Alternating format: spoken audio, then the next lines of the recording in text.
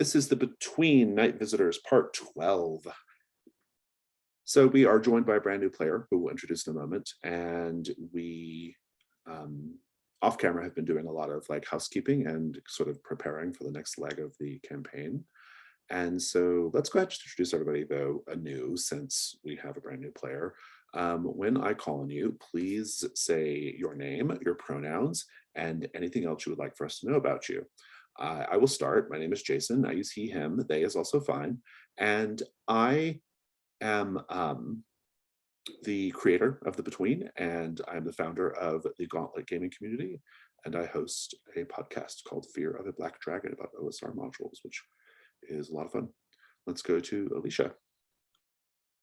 Hello, I am Alicia. I use they or she pronouns, and I am on a mission to take over the world by writing as much carved from Brindlewood content as is humanly possible. That's me. Currently kickstarting The Unquiet Dark, we should say. Let's go to, we'll put a link in the notes. David. Sure. My name's David. I use he, they pronouns. And I also do some podcast related stuff. I host a podcast called Trials of the Apocalypse, where we do one-shots and different Powered by the Apocalypse games. We've covered Brindlewood Bay, but we haven't gotten to The Between yet. And I'm trying to figure out how to do a one-shot of The Between. Gonna go. Yeah, that's the thing. I've contemplated like having multiple threats out at once and like just starting from there and seeing what happens, but I might do a couple trial runs of it before I do it for the show. Yeah, fair enough. Adrian. Hi, I'm Adrian. He, him pronouns. I play Green, the factotum. We'll see how long I will continue to do so. I'm looking forward to continuing this. Fabulous, thank you. And let's meet our new player, Billy. Please tell us about yourself. Hello, my name is Billy. He, him, or they. I don't really exist in the TTRPG space, at least in a well-known sphere. But yeah, I'm excited to give this game a shot. I've never played it. I just started reading it. I've owned it since it came out, but I haven't read it yet. So I'm really excited. Thank you guys for having me. Fabulous, thank you. Okay, so let's go ahead and talk about the characters a little bit. Let's just do a character introduction, starting with the returning characters. So returning characters, we have learned some stuff about your pasts at this point. So you can speak to the things we know about. You normally cannot speak about your past. And Billy, you still can't speak about your character's past. But let's go around the table and start with the undeniable Mr. Quinn. Alicia, tell us about Mr. Quinn. Yeah, all right. Mr. Quinn is a trans-masculine, like high society sex worker. Been around for a very, very, very long time. Hundreds and hundreds of years for sure, maybe thousands, we don't know. They're very old. And he was trying to be a really nice guy. But that has kind of gone out the window. As being nearly untouchable will do, Mr. Quinn has lost touch with their humanity just a little bit, and has taken a bit of a darker turn lately. And they really hate Julius. Just really, we've got an enemy, and they employ Mr. Green, they employ Green, and they have a fun little relationship. And don't get on the bad side of Mr. Quinn these days, I guess, is what you need to know. There are not going to be too many days left, though. So probably, we don't know for sure, but most likely. Thank you, Mr. Quinn. David, please tell us about Ambrose Sylvestris. Sure. Ambrose Sylvestris as the Unquiet playbook, which means I'm a ghost. I'm a ghost who is a resident at Hargrave House. I was once upon a time a member of Hargrave House that helped deal with all of the dealings that Hargrave has dealt with over time. The part of the purpose of the Unquiet playbook is to showcase just how old Hargrave House really is, going back much further than everyone suspects. The only scene we've had so far from Ambrose's past is him helping organize some sort of destruction of a giant that had been killing people back in medieval times. So the Hargrave House is at least, like 1400 years old.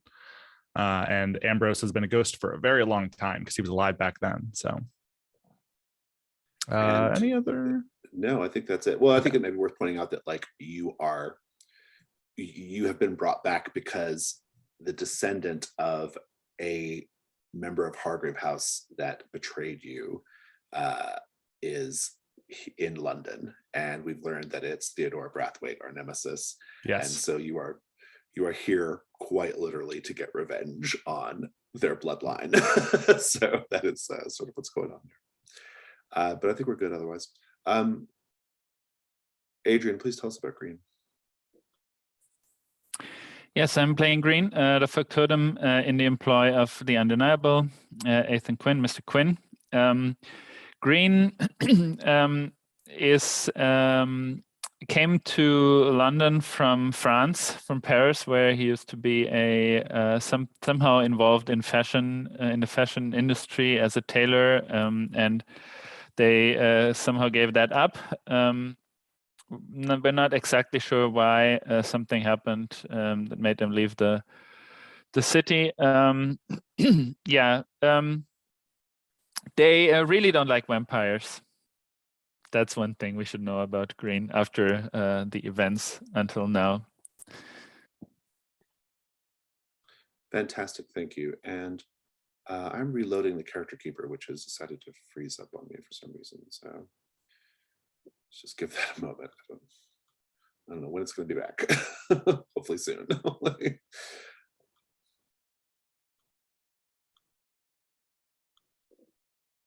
I just close this window for now. Try again.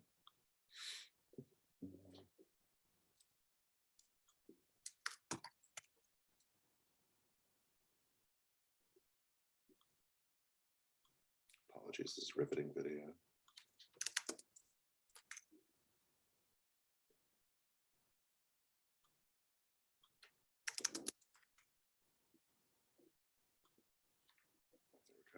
Okay, so let's meet our brand new hunter. Now, I'm not going to make any assumptions about how much you know about the setting or the way the game is played, Billy. So I'm just going to cover some real basics character introduction right now. Perfect. So you all play residents of a place called Hargrave House in London. And as David has noted, this building, this Hargrave House, it's been here for in different variations and different guises for a very, very long time. And we don't know who are the benefactors of Hargrave House. We don't know who set it up. We just know that it is a place where people who are hunting monstrous threats in London go to live and work. And you're there to stop these monstrous threats, these literal monsters and serial killers and things like that. But also you're trying to defend the crown. And you have started to unravel the plans of a woman called Theodore Brathwaite. Theodore Brathwaite is very connected to all of these monstrous threats that you've been facing. And Theodore Brathwaite intends to destroy the British Empire. That's her goal, or something like that, to bring the crown to its knees, specifically, whatever that means. And so eventually you're going to have to face her. But for now, it's really important that in this game that the characters remain mysterious until we learn about them as we play. So you can tell us very basic things about your character, your name, your look, and your vice, and that's about it. And then we'll go back and we'll populate your personal quarters with some things, which is kind of like your starting equipment list. Yes. And so, but that's enough to know for now, to be honest. I mean, you are sort of arriving. We don't really dwell on how you got there. You just Perfect. are. And so, that's sort of the deal. So tell us about, are we pronouncing this Safby, I guess? Yes. Okay. Yeah. Tell us about Victor Safby, Dr. Safby. Yes, Dr. Safby. Yeah, like you said, he just kind of showed up one day, but he's rail thin, almost emaciated looking, very sunken eyes, pale skin. He always has this blood red waistcoat on. It's basically the only part of his attire that is consistent and clean, more specifically. But yeah, that's also, you probably won't ever see him without a cigarette in his mouth. Very nice. Good. I love it. Now I'm going to read a little bit of color text out loud, and everyone else, please pay attention. And based off what we think about, what you think we know about Dr. Safby at this point, state one thing you think can be found in his personal quarters. And so, oh, someone hid the color text. Where'd the color text go?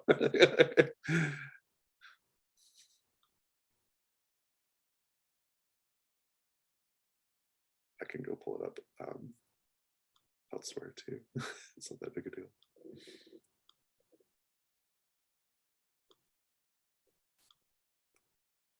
I unhid it.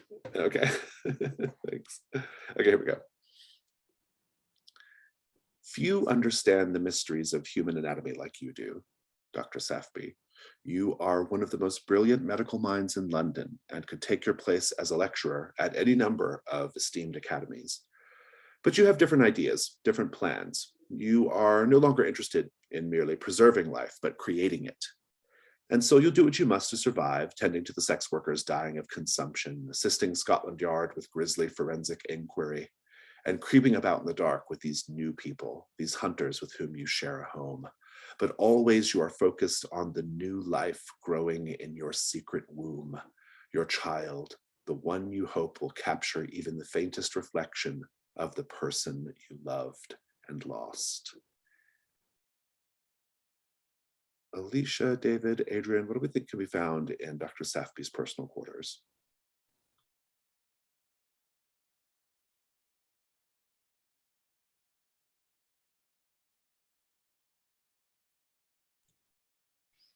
I think that Dr. Safby has a booklet that has a collection of identification that can get him into any hospital in the city.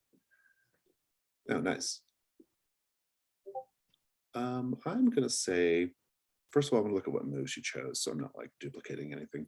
I'm going to say that you have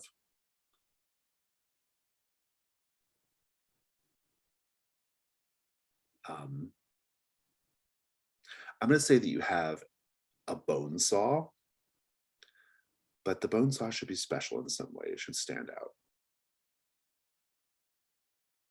I think it was actually like a joke.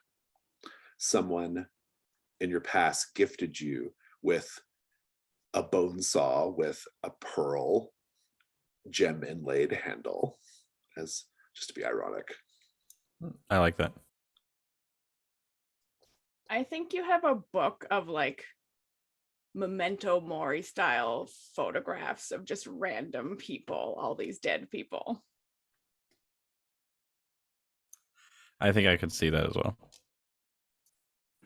My suggestion would be a photo camera, like some sort of complicated machine, I guess, but that you use to take these crude photographs of corpses and so on, but maybe it might help.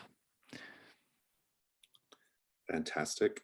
I'm going to give you a bonus item for your personal quarters, which is a flesh terrarium.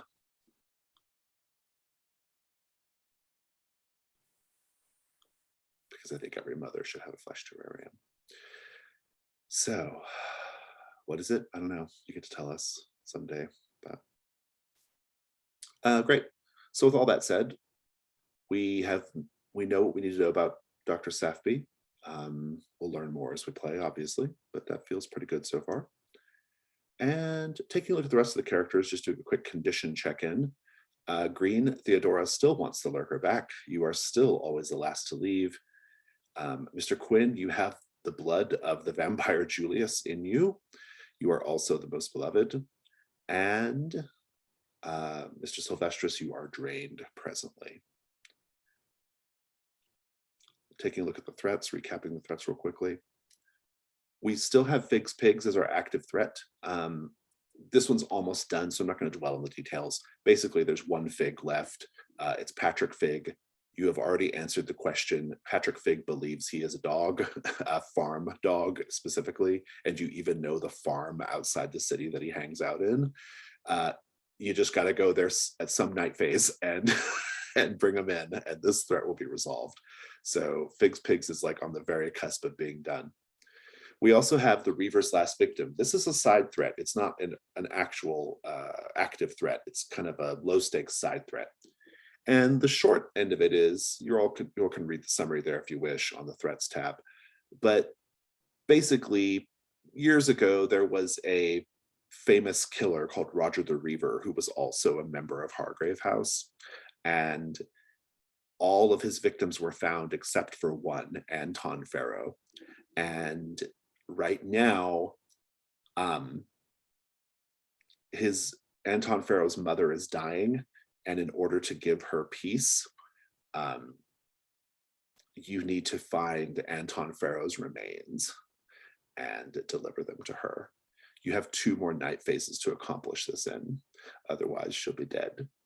This particular side threat has an interesting rule in that you don't do the information move, you just narrate the clues you find related to the last victim, based off of exploring the sites where the other victims were found. So if you want to engage with that, just let me know and we'll do it.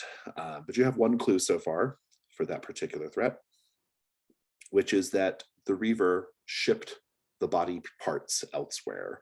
Mr. Silvestris discovered shipping and packing materials related to the other victims. So that's sort of where that stands. It's actually 1 side threat and 1 very nearly finished active threat. Now, as we start the day phase, we will kick off with introducing a brand new threat.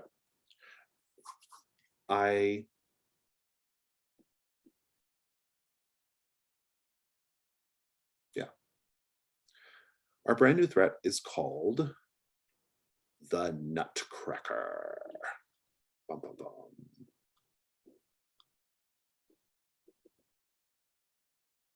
I cannot find it anywhere. Okay. The Nutcracker. Since we're just close enough to Christmas to do this one, we're a little bit out, but that's okay. You can follow along on the threat tab if you wish. A retired hunter, Rabbi Rebecca Solomon, has sent a letter to Hargrave House. She asks for assistance in cracking a case close to home. It is in fact a case you know about because it is in the papers right now. The bodies of 3 dancers from the Royal Ballet have been discovered encased in ice and posed as sculptures throughout the city. Basil Lagarde, 13, was found posed skating at Regent's Lake Park. Massimo Osani, 19, was found praying at Solomon's own synagogue. And Hermes the Soaring Lambros, 29, was crucified outside St. Paul's Church in Covent Garden. Each body has been gelded. The ballet's winter season threatens to be canceled, and Rabbi Solomon, a patron of the ballet, wants the so-called sculptor caught. She has determined the killer works at the theater, but she is forbidden to speak to staff due to previous recreational trespasses. Now, just to put a fine point on it, Rabbi Solomon is a former resident of Hargrave House. You all know her. She's doing different work now, but you definitely have access to her. She wants your help. This is a question for all of you. The Royal Ballet is well known for its secrecy, and yet you hear rumors about it. What wild rumors have you heard about its approach to discipline vis-a-vis the dancers?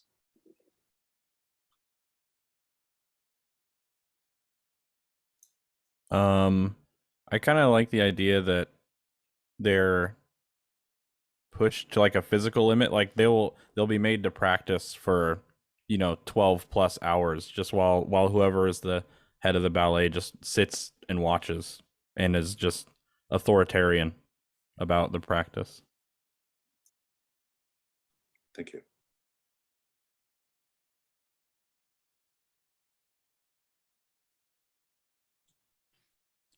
I think that if they exceed any weight threshold for their figure that they must maintain, then someone is tasked to like quite literally follow them around and deny them food until they fall back within the required threshold.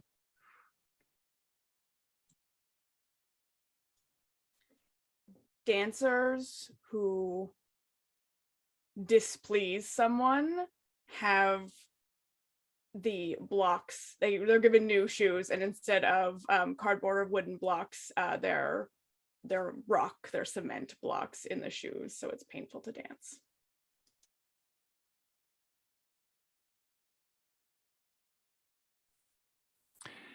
I think they have to leave their dancing outfits behind every day to be cleaned and freshly put out. And it's always the same for everyone. And if you ever lose a piece of it or something, no, actually, I'm sorry, I'm gonna do it the other way around. You have to take it home with you and bring it freshly cleaned back. And if you ever lose a piece of it or something like that, then you will actually be let go. So Fun place to work. These murders are these are the big story in London right now, right? I mean, 3 dancers from the ballet turn up in these gruesome tableaus across the city during the Christmas season. Yeah, this is a big deal, but it's the sort of thing that Scotland Yard would normally deal with. It's not really kind of your thing. If you can't find the direct supernatural angle, it's only because Rabbi Solomon has reached out to you that you are taking an interest in this. And so that's our active threat. I want to talk about the questions and opportunities. So the way this game works, Billy, is you have questions and opportunities. And if you answer the question, you unlock the opportunity. The way you answer the question is you collect clues. And that's the main thing your characters do, is they go about investigating, gathering clues. Now, these questions don't have canonical answers. I don't know the answer. The answer is whatever you all come up with based off the clues that you have. And so we have 3 questions. They are all just different ways of resolving the threat. And so you can pursue any of them that you wish in order to resolve the threat. The simplest question is also the most dangerous to resolve, which is, where does the sculptor carve their works? The sculptor is what they call the killer in the papers. Resolve the threat by laying a trap for the sculptor, then capturing or destroying them. That is a complexity 4. The trickier question is, what winter tradition does the sculptor still enjoy? This allows you to resolve the threat by celebrating with the sculptor, luring them into the hands of the police. The third most complex threat, complex mechanically and emotionally, is how does the Royal Ballet train its featured dancers? This is a complexity 8. It allows you to resolve the threat by empathizing with the sculptor and then promising them fresh materials. It unlocks a move called Dance of the Nutcracker. This is the darkest and most gruesome method of resolving the threat, but if you want to go in that territory, it is available for you. And so I will update the opportunities there in a bit. Let's just take a quick break since we have been at this for a bit. We'll come back and we'll begin the day phase. Think about what you want to do during the day phase. So let's take like 5. Okay, in the interest of time, this might be a shorter day phase than we would normally do, so just be aware of that. But let's talk about the day phase. So let's figure out what everybody wants to do, and then we'll figure out what the scenes look like. So I'll start with Mr. Silvestris.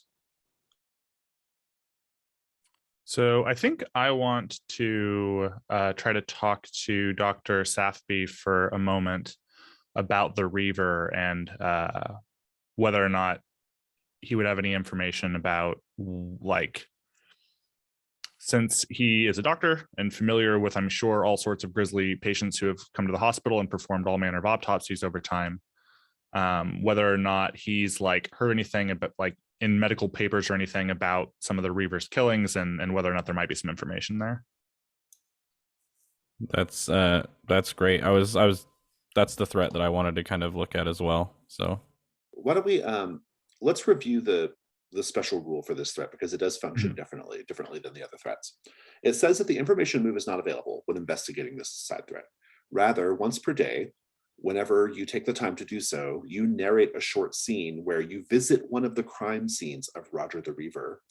And while you're there, you can just, show yourself talking to victims or talking to the relatives of victims, going through records or whatever you want to do. And then you basically just have to talk about the victim, because memorializing the victim is part of it. And then describe the clue you discover that tells you something about where Anton Farrow's remains might be hidden. So how do we want to actually do this scene, David? What do you have in mind? So I'm thinking this is kind of a baton pass, especially since Billy's interested in exploring some of this with Dr. Sathby today. Basically, during the day, I'm especially restricted to the house. And I'm assuming that, while the one I narrated was like in the alley next door, most of the killings, I imagine, even though the Reaver lived here, weren't like here. And so I'm imagining that Ambrose would just kind of explain what he's learned, talk to Sathby for a minute, and like basically ask him to look into it with his expertise, and then pass it off to Billy then to actually narrate a scene with Dr. Sathby somewhere. Oh, okay. That sounds. Are you okay with that, Billy? That's a. Yeah. I mean, that sounds great. Okay, sounds good. great. Give it a try. There's no mechanics on this scene, so you just basically just narrate a little bit of what you find. There's no like hard role play or anything going on there. And so as long as you're comfortable with that, I'll give you some time to think about it. We'll cut to the other players for now. Green, what do you want to do today?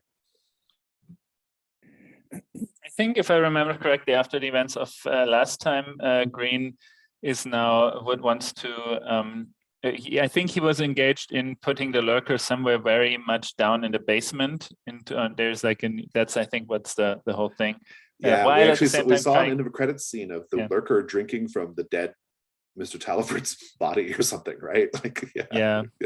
So I think the whole thing, like, I think on the one hand, Green, because apparently Mr. Quinn is not so well, so I think Green's kind of always trying to keep an eye on that. But I think an important thing is to deal with the lurker, and the lurker, like this whole thing with Julius and the window and all of this. So nothing more of that. So the lurker has to be somewhere in the basement in like a lockable cell or something. And since it's still a child, I think Green will try to put like a bed there and stuff. But yeah, that's great. I love it. For your edification, Dr. Sathby, the lurker is the Limehouse lurker, a vampire, a child vampire that was kidnapped from Theodore Brathwaite by Green, and Green is currently holding the child vampire prisoner in the basement, apparently. So that's a whole thing that's going on. Mr. Quinn, what are you doing today? Thank you, Olaf. I feel like you know what? I think I'm gonna hang around with Green and the lurker, I guess. And that feels unfinished. So I will help secure the lurker, maybe get some information since we weren't able to really do that before. Yeah, that's my plan. Sounds good. Why don't we have the scene between Sylvestris and Sathby then to start, just Sylvestris kind of kicking off. Ambrose, how do we see you in the scene? Yeah, so Ambrose is in his bust. So it's just sort of like the upper half of his torso on a little stand. It's like white plaster. Or actually, I think I described it as being like sort of a nicer stone. So it's like maybe a marble bust.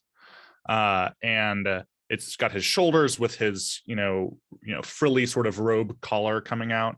And then his head and his little hat that he always wears. You can, for everyone who's in the game, you can see the picture that I have there, but it's just a little classic little hat. It's, narrow at the top. I don't know enough about types of hats to really give more information than that. But I think he's talked Green into moving the bust from being there on a shelf in the library and instead putting it on a tea cart, and he just sort of like moves himself around that floor of Hargrave House on this little tea cart.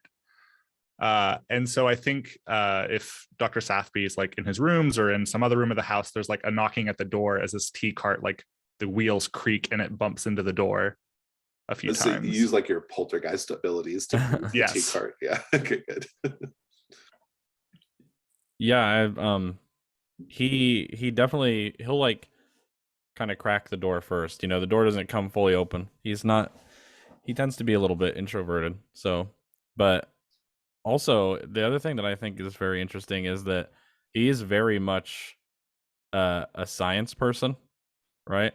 So if something like that showed up at his door, or like if you said you were a ghost, right? Something I am along a those lines. ghost. So I don't know how he would really How would react you to that. react? Yeah. I think that he would like, would you just, you said you're kind of like a bust, is that what you said? Yeah, I'm a marble bust. I'm probably like 2 feet tall, just like Okay. torso up. All right, and are you like, I assume you animate, or are Oh you? yeah, Okay. definitely. Yeah, I think, Very, very Haunted Mansion-esque. okay, yeah, that's what I pictured. I think he would, when he saw you, he would kind of assume there was something at play, like there's some kind of explanation for this. So he wouldn't have a concept of your comfort, so I think he'd lean in like really close, uncomfortably close, to look at you and see like how you work. Yeah, and he's like, I can't exactly. The cart like rolls back just a little bit, like, you're Dr. Sathby, yes? I don't believe we've had the pleasure of meeting yet. Fascinating. He will put out his hand to shake your non-existent hand. Yeah, Ambrose will sort of like, apologies. yes, Apologies. no, it's fine. Everyone does this. This is amazing. Yes, I'm Dr. Sathby. I was sorry, I'm Ambrose Silvestris. I also live here. I die. Are you some kind of machine? Oh, no, I am a poltergeist, sir. A poltergeist. Yes, yes, quite Okay. the classical variety, it seems. It does seem that way. What can I do for you? Apologies. No, none taken. So I was wondering if I could lean a bit upon your expertise. Of course, the family of trying to remember who it was. Anton Farrow. Okay. So the family of Anton Farrow, I'm sure you're familiar with the Reaver and the fact that he was a resident here for a while. Well, their family was inquiring after the body of Anton, and well, I was wondering if you were familiar at all with the Reaver's killings or methods, and might have some leads on helping us nail that down. Of course. That's actually a one of the biggest reasons that I came here, is fascinating work. I know it's morbid, of course, but the work that man did with the human body was intense, to say the least. I've read plenty about it. Plenty. Like Ambrose is like, good. Yes, Well, yeah. Sathby definitely is not outwardly a people person. He doesn't have a concept of he's very intellectual, not so much social. Well, Dr. Sathby, and Ambrose will regale the story that we told last session about how, you know, he witnessed a man being killed by the Reaver outside in the alleyway. Okay. And he appeared to then like cut up the body and package it, and put on like a packing slip that he had to mail it somewhere, and relaying that information to you.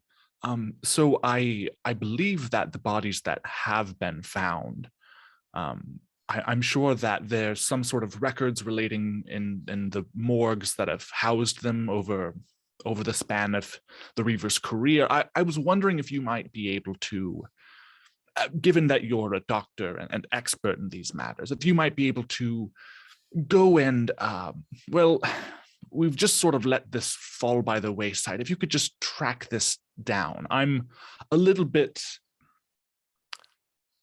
limited in my own capabilities.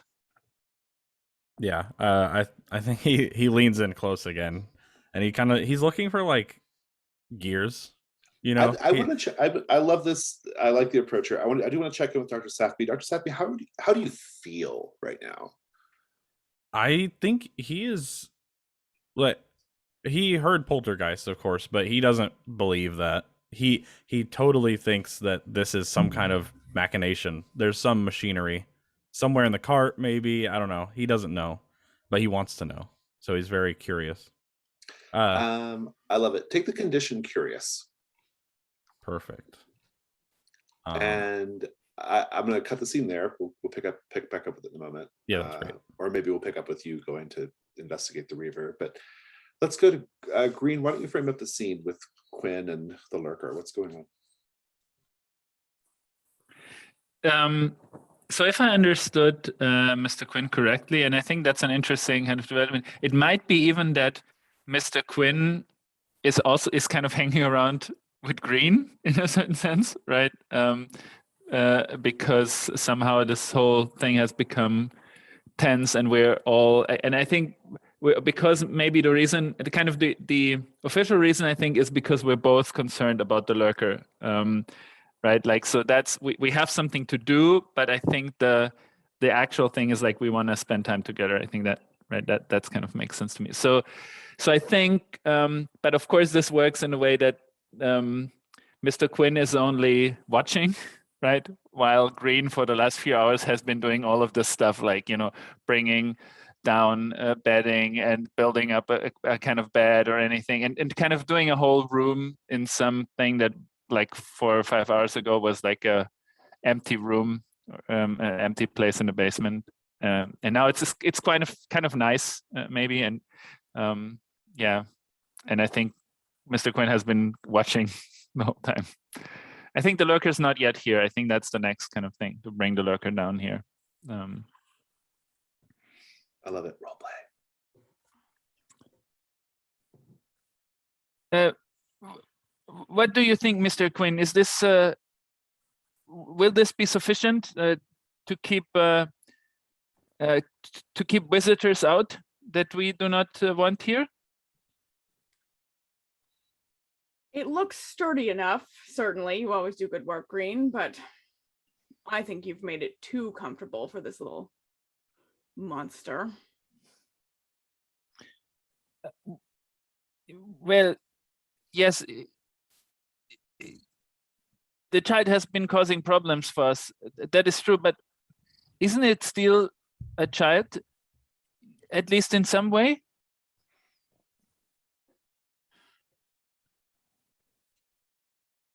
In any case, it's been totally corrupted by Julius, you know. Yes, I fear so as well. But maybe if that Julius finally is gone, that maybe it's possible that the corruption will recede. What will we do about Julius?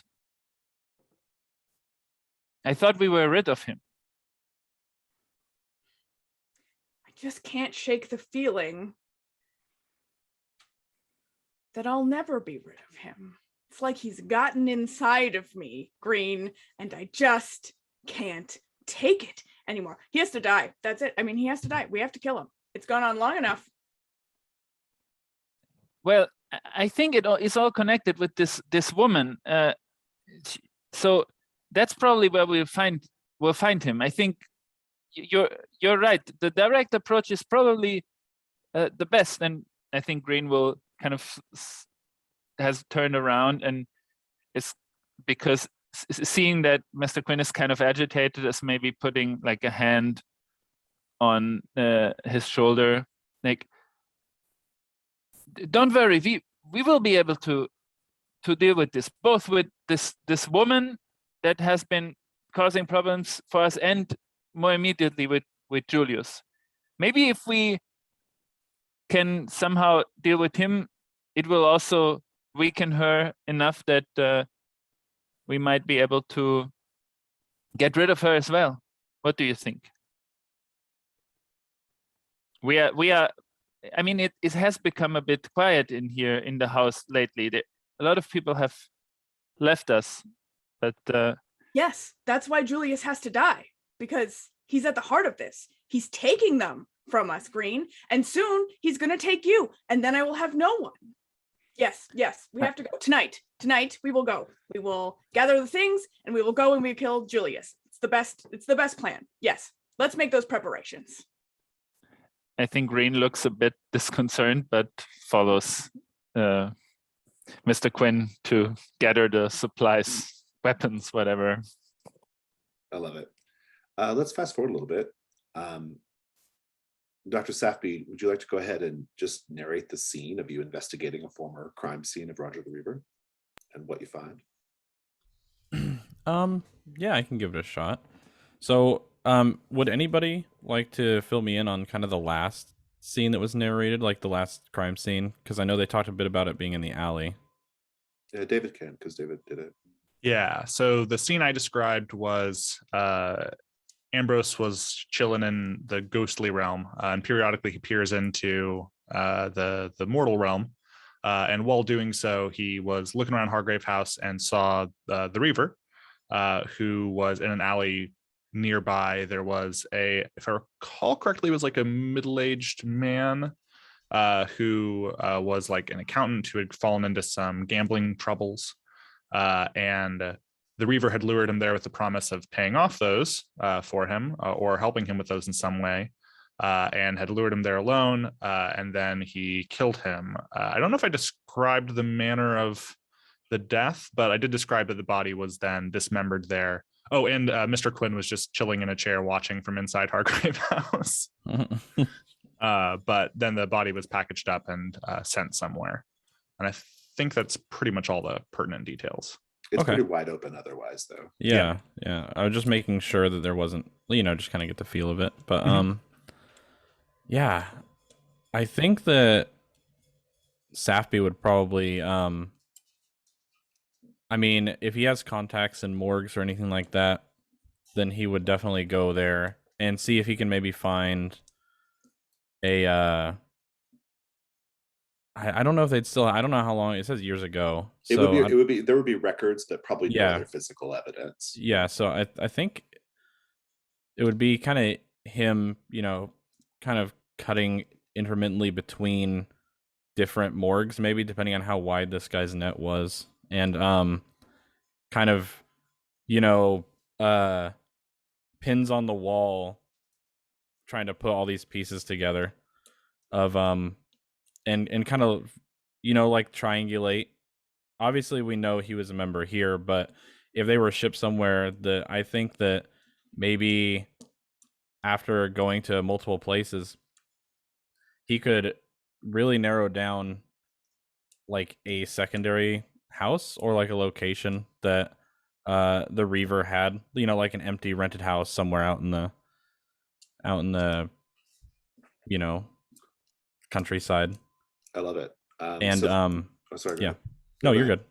Well, as I said, so then the clue then would be you've narrowed it down to a house that the body Yes. parts are being sent to. Yeah, exactly. And so that's what I'm going for, is that through basically triangulation, narrowing down a killer's working space, and maybe there's some kind of notes that he found, something that was close to the crime scene that Scotland Yard maybe just picked up a packing slip, and it wasn't kind of admitted as evidence of that case specifically, but it was close enough to be of somebody's interest.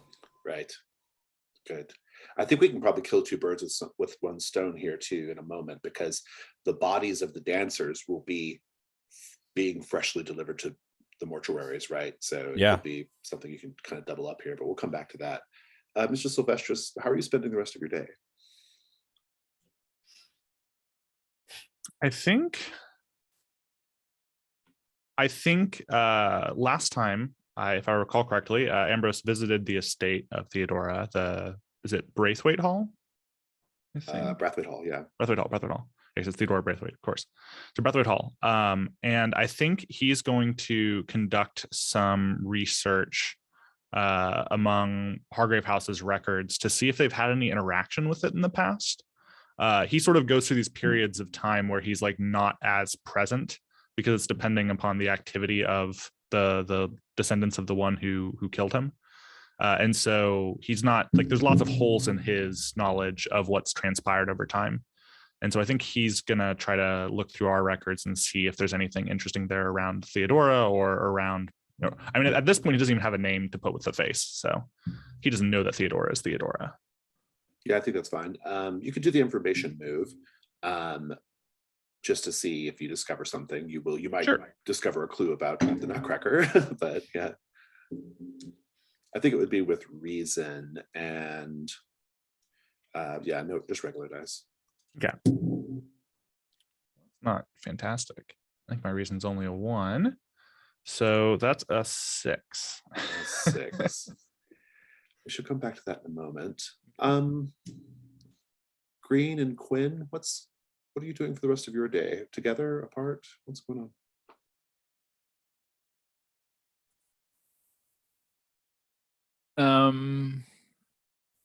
I guess we stay together. That's the I think basically I think we just basically we have put the lurker down there and kind of with this back and forth between like, should we give should we give him enough blood or not, and always this back and forth I think between Mr. Quinn and Green. And I think now Green would be kind of dressing up Mr. Quinn for this more kind of fighting, like this probably like a montage of this is the preparation for the night. So Mr. Quinn is going in full battle regalia, I guess, to fight Julius. Yeah, good. Do you even know who Julius is? I get to choose a new murder outfit. So, well, I think the way this goes, also because of where the character's at, I think the point is, I think they are at Brathwaite Hall, right? That's where Julius is probably to be found. So that's maybe. At least a guess. So I think so. Either it's like in a certain sense, it doesn't matter whether they will confront Julius or Theodora out there, but No, it's fair. It's good. So this preparing for the evening then. Very interesting. Okay, good. Anything else to add, Mr. Quinn? No, I'm gonna go right now and search a photo of my murder outfit for the night so that I can describe that to everyone. But yeah, no, I think Mr. Quinn is just in like a state, like just in a tizzy, and like really single-mindedly focused on Julius as like the source of all of these problems. And probably is not making a lot of coherent sense and is very dismissive of anything else. So fair enough. Let me come back over to Dr. Safby then. So Dr. Safby, I think we've described in your introduction, we know that you spend a fair amount of time as a side gig helping out Scotland Yard with essentially doing autopsies, right? Yeah. And so the mortuary workers, and I think that you're at one of these mortuaries when you're doing your little triangulation of records vis-a-vis the griever.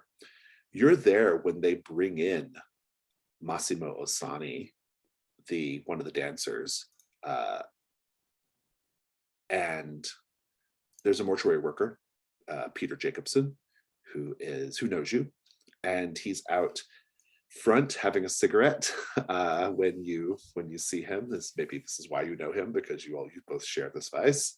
Yes. And he says, Dr. Safby, are you here to take a look at that dancer? I am now. Yes. Did it just come in? Dr. Safby, I'll ask you again. Did Detective Inspector Pettigrew send you to come take a look at this dancer? Yes, of course he did. Of course. Well, good. Yeah. He's The body's in remarkably good condition. It was encased in ice. It's been melting over the last day or two, but still very, very fresh. Wow, ice. Fascinating. Yeah. Where do you get ice in London? And he says, please, please, please. I'm glad you're here. It's well, everyone's in quite a state about this series of killings.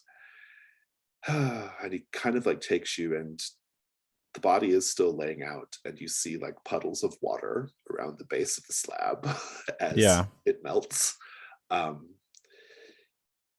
Very beautiful man, naked, gelded, that stands out. You have a move called Beneath the Skin. Would you like to use it? I would love to use it, yes. So let's read it just for, so we know what it does. When you examine a corpse, you may ask me two of the following. So you have 3 questions there. Which do you want to ask? I would love to ask you, what would an untrained eye overlook here? Okay, great. Let's take a look. And I answer in the form of a clue, which I will do directly.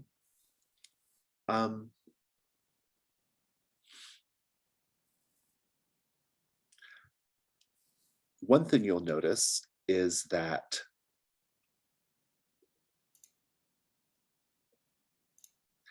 the body has been altered in a very strange way. The calf muscles, there has been some kind of surgery done on Massimo's calves. It is unclear exactly what without opening it up, but you can tell that there are marks, like someone's done something to Massimo's calves. That's the answer to your question. You can ask the second question as well. Can I take a body part for the child without anybody noticing? The answer is yes, if you give Peter your cigarettes, because he will take the opportunity to take a really long smoke break if you wish to do that. I think my need for the child outweighs my vice at this very moment. So yes, I will indulge him so he can indulge me. He says, he's like, oh, good. He's like, he takes them and he's like, you don't mind if I go have a little break? It's a lot, bodies, coming in, coming out. I totally understand. Take your time. Yeah, of course. I'll if I see DI Pettigrew come by, I'll give you a warning. And that would be very much appreciated. And he leaves you to it. What body part are you going to take?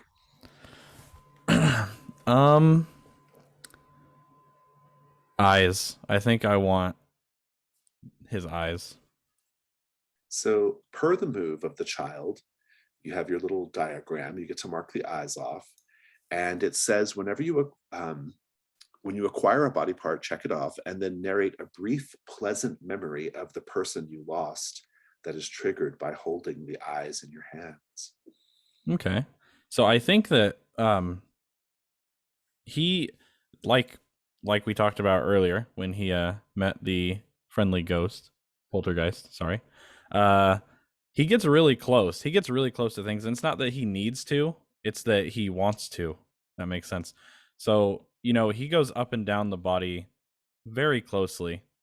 And he's very into it. And especially in the physical sense, the removal of the eyes and holding them. I think that they're maybe like so blue that they're almost silver, like kind of silver eyes.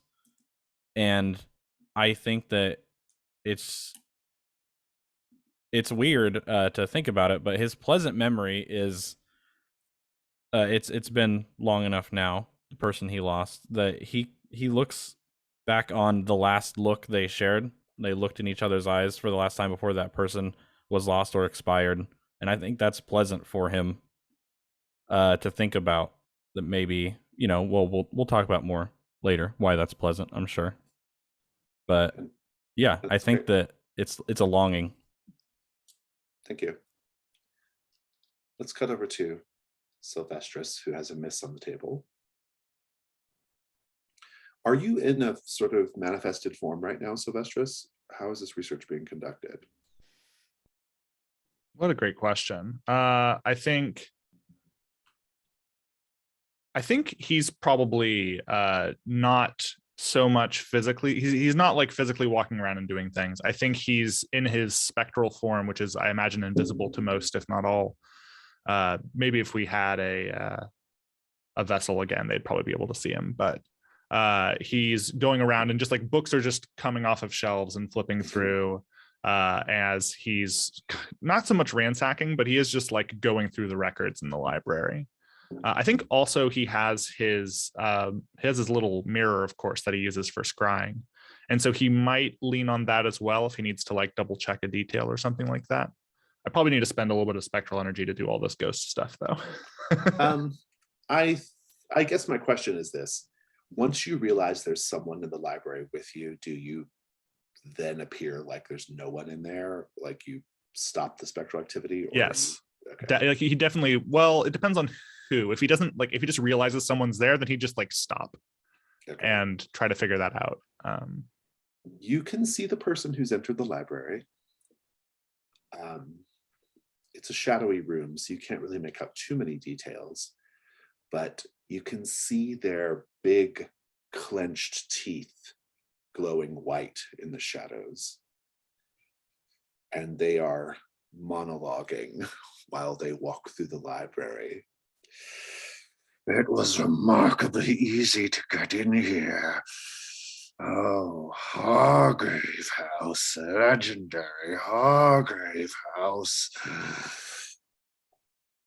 He never opens his mouth. He speaks through clenched teeth.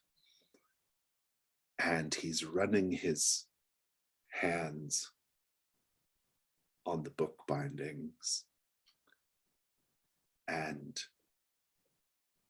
he turns and sees the bust. And he says, "A little memento of my visit, perhaps." And he goes forward and he grabs the bust. And he's leaving Hargrave House. Oh. Ambrose doesn't feel great about that. He really likes that bust. That's why he uses that. You can always mark Janus mask. Yeah.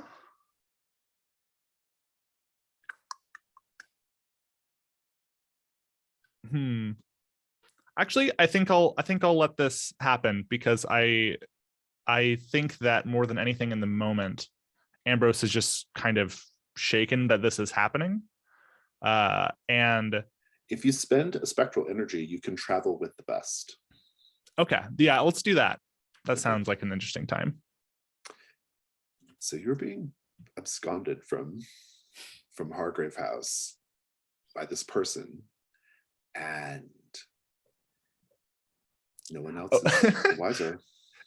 As he's carrying the bust out of there, they're like, I don't know the circumstances of how this figure is traveling across town, but I think after they've been like going for a little while, I think he's just going to whisper from out of the bust, "Where are we going?" And there's no response. But you do see over the horizon Covent Garden and the Royal Ballet. And I think that'll conclude the day phase. If you want to follow along with our little phase tracker, we'll click over to the dusk. And the first thing we have to do is sort out character moves in the dusk phase. We have quite a few now at this point. Couple of factotum things. And some unquiet things as well. So, Green, do you want to do either the Ghost of Hargrave House or day work? Sure.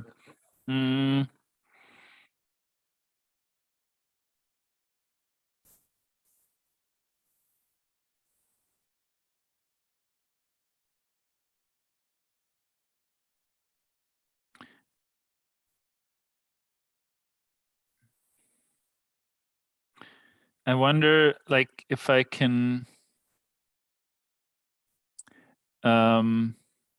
use the day work to discover something that actually, like, from the lurker that helps us with this idea that we like, either about Julius. I mean, he's not an active threat in that sense, or about Brathwaite Hall. Like, that's probably, because that's the other thing, like shaking up the lurker, like, not brutally, but we need some information. I think that's the Good. So what's the question? So I think the question is,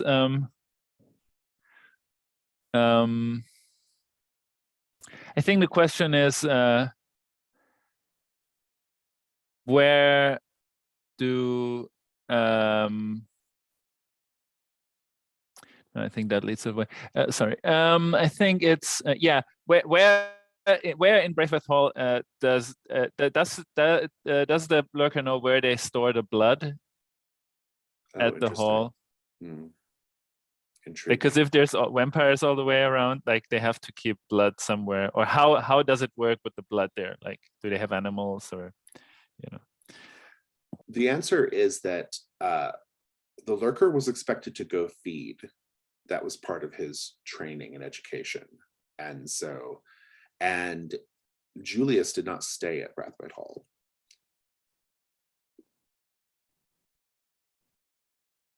Julius is somewhere in the city.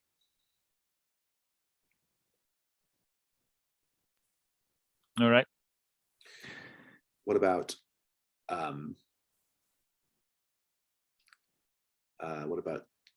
Ghost of Hargrave House? Do you want to do that? Yes. Let's see.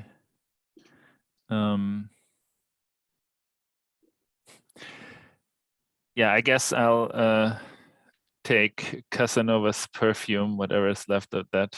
Okay, very good. Yeah, and I think, like, that's that, because that's probably part of the whole dressing up Mr. Quinn routine, kind of running, like, we saw the kind of very tight fitting costume. So well, we will see it. So running the hands over Mr. Quinn's body while dressing him up. I think that's good. kind of the. I love it. Mr. Silvestris, are you going to be manifesting as a man or possessing an animal tonight? I think I will manifest as a man once my bust is left alone somewhere, wherever Sounds it's good. being deposited. Sounds good. And with all that said, let's keep going. Let's talk about Hargrave House. Oh, I didn't transfer over the Hargrave House stuff. So let's just choose something. Maybe we just do something twice. It's no big deal. We do all these twice, theoretically. Let's go back to the trophy room. That'll be fun. There were hunters living in Hargrave House before all of you. Maybe not before Mr. Silvestris, but for the rest of you, there are other hunters, as we know. In the trophy room, there are trophies from their encounters with the supernatural. Everyone, please describe one.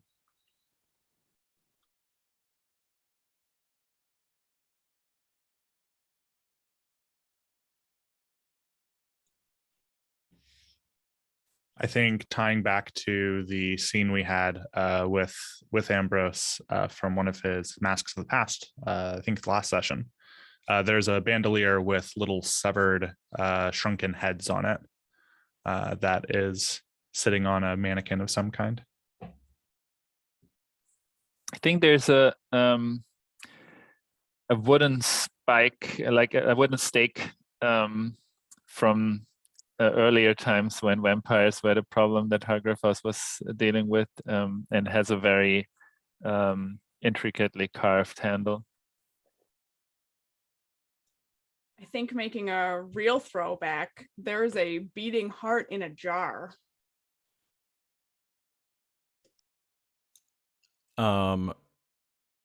I like the idea that there's some kind of like almost a little bowl, and it's got like silver bullets in it, but the bullets were fired and then retrieved from something. So these are like scarred bullets from exiting a barrel. and there's multiple of them, like a whole bowl full of spent cartridges, basically. Fantastic. And next step in the day phase, or dusk phase rather. Everyone gets to say what they would like to do tonight. Doesn't mean it's going to happen, but I'd like to hear. I think it's pretty settled what Green and Quinn are doing, but what specifically, or are you going to go try to hunt down Julius? I mean, you know that he stalked Limehouse. Those were his haunts, right? Yeah, I'm going out to hunt Julius in an unsubtle way, wondering if maybe like the blood of Julius will like lead me to him. Oh yeah, that's pretty good. Yeah. Green, same thing. Ambrose, the bust will be placed on stage, which is currently set up like for the Nutcracker ballet, and so the bust is put like in a pile of Christmas presents, and then the person who brought you there leaves, and you're quite alone. So what are you going to do tonight? I'm going to manifest, and I think my twin goals are to abscond with my bust back to Hargrave House, but also to take a look around here and see if there's anything I can learn about the active threat relating to this. And Dr. Sappy, what would you like to do tonight?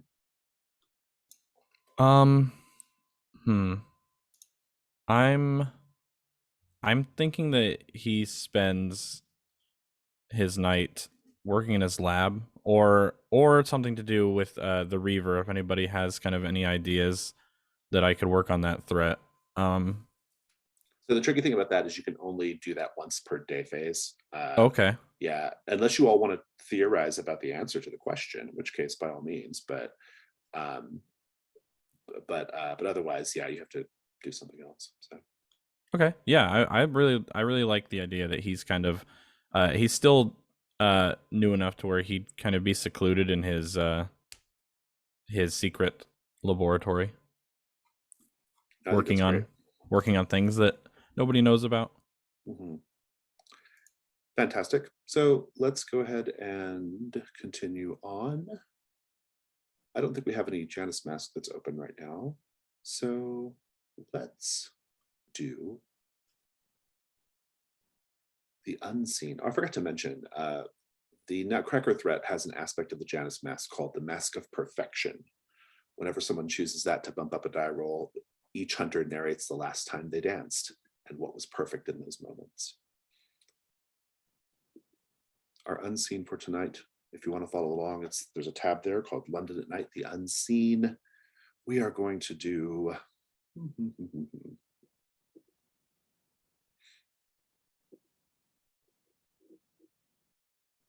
save that one. Let's do Moonlit Mudlarking. That is in the second row, third one over. Everyone does the paint the scene. The second prompt will be for Alicia. The third prompt will be for Billy. The fourth prompt will be for David. And Moonlit Mudlarking. The port of London is one of the busiest in the world, and with so much cargo being loaded and unloaded, the odd crate ends up overboard. The ebb and flow of the Thames deposits this lost cargo up and down the riverbank. Under the light of the full moon, the desperate or optimistic pick through the sucking mud of low tide, stinking of shit and rotting fish, in the hope of finding treasure. So the prompts are all assigned. Let's take a 5-minute break so you can review your prompt, and we'll come back and do the night phase.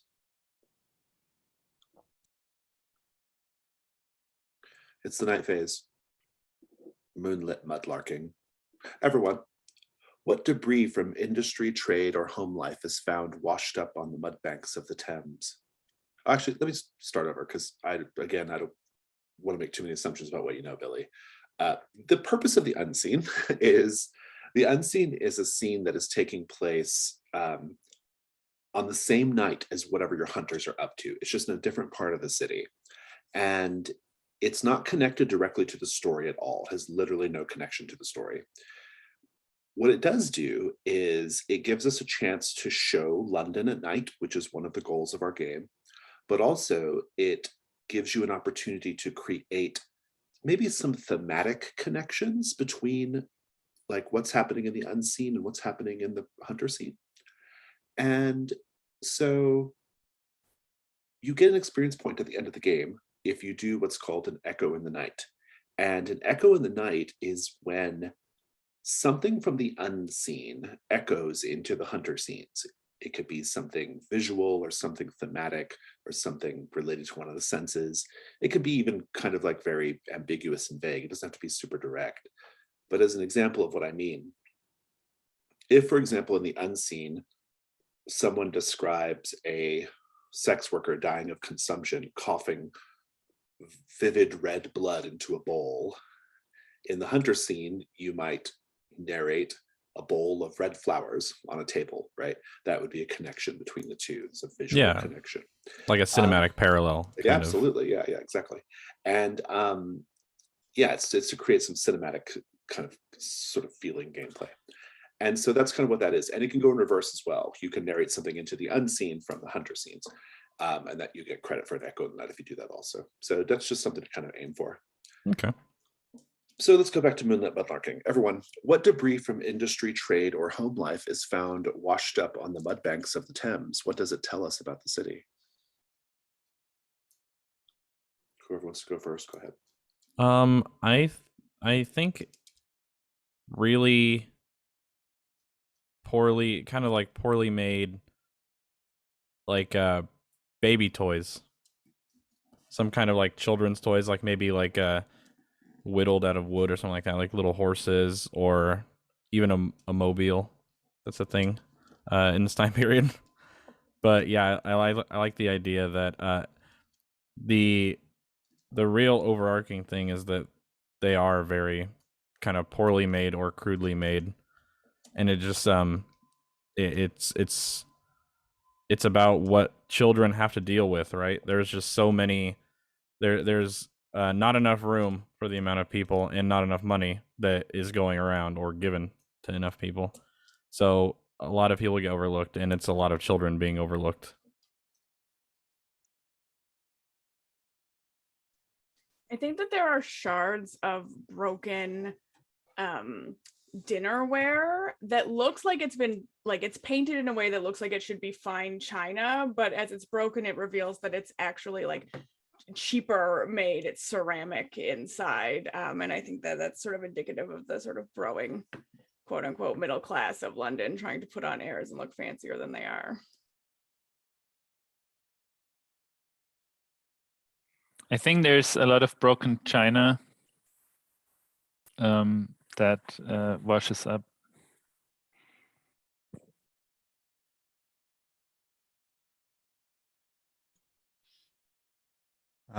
Keeping in line with some of the theming around our current new threat and the time of year it is in London, I think that there are like crushed boxes of ornaments and tinsel, candles perhaps, that are mired there in the muck.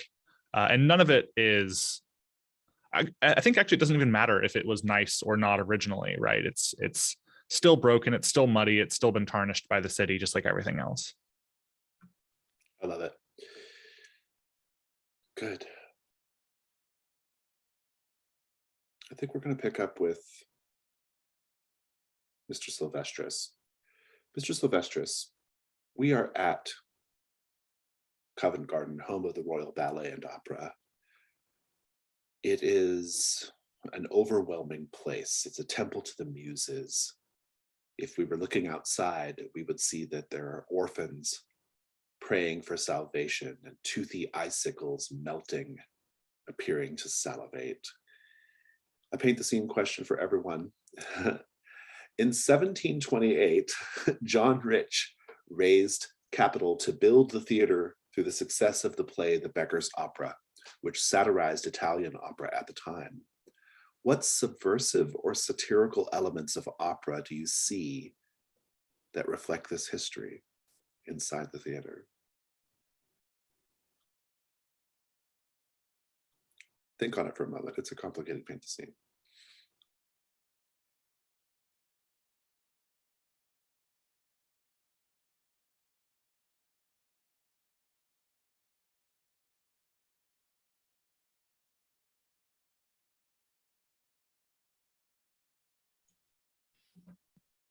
I think on some of the walls, there's like some sort of receiving chamber in the building before you actually go and find your seats, of course.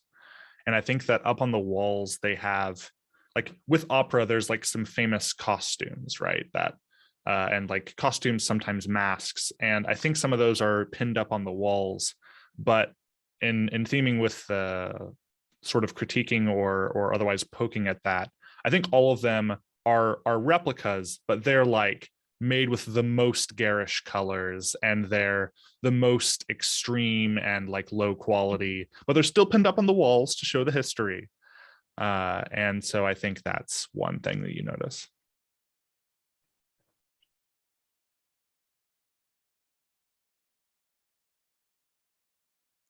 Is there a way for me to reread it, or would you re-say it? Oh, sure, yeah.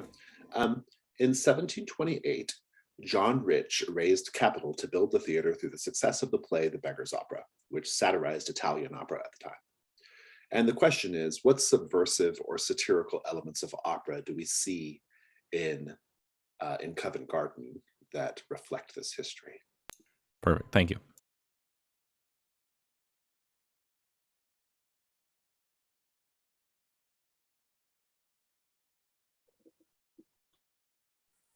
I think all entryways, like even the ones for the cheapest seats, have these kind of elaborate but very cheap decorations to make everyone feel like they're, rich and rich gentlemen and ladies.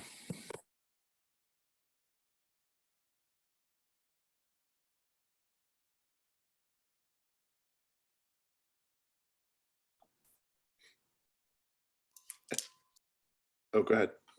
Oh no, I'm accidentally unmuted. I apologize. Okay. I was just gonna say it's okay if no one has anything. You can always pass. So. I don't know that much about opera, but I feel like there are like a series of portraits of like the lead singer, and they're all these very like Rubenesque, like large women, which I believe is factually incorrect. But also I love the idea it's actually the same woman, just in like different clothes in each portrait.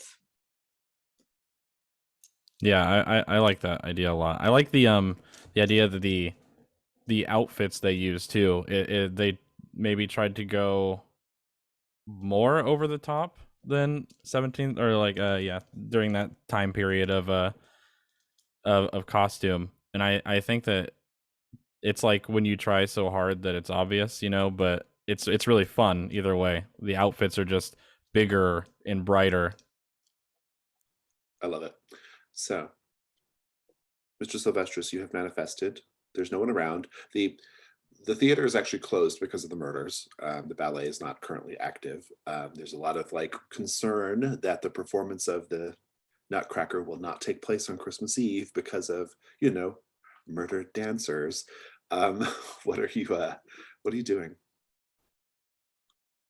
Well, the first thing Ambrose does is he manifests, as every time this happens, where his body sort of forms up, pulls together, and he's standing there barefoot in his otherwise fairly luxuriant for the times back in medieval England robes. He sucks in a big lungful of air, relishing the experience of having lungs again.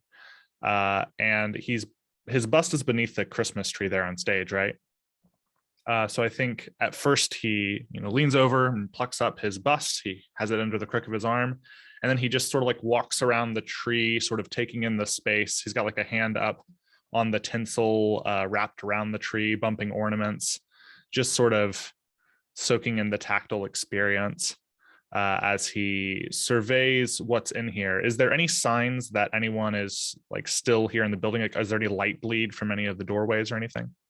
Take the information move with reason. Okay. Take a disadvantage because it drained. Oh, you didn't trust me. You didn't. Oh, it's worse somehow. It was already bad, but now it's worse. So this is reason. Reason. That is a big grand 3. I have a feeling I am going to spend a mask here in a minute. Probably. We'll come back to it. let's go over to Green and Mr. Quinn. So you can start in Limehouse because that's Julius's haunt, but finding him is trickier. You said you were going to try to maybe rely on the fact that you have Julius's blood in your body. What does Yes, this look yeah. like, Mr. Quinn? What are you doing? I think I've been sort of unaware to this point of the, you know, the effects of this, not entirely fully aware of what's going on. But I think that with our last encounter, the more enraged I became, the more I was able to kind of tap into this like magical Julius blood power, and it's like it's calling to me, like almost like the blood wants to go back to Julius, like it's drawing us together, and I'm just following it. The night move. What are you afraid is going to happen if you fail right now?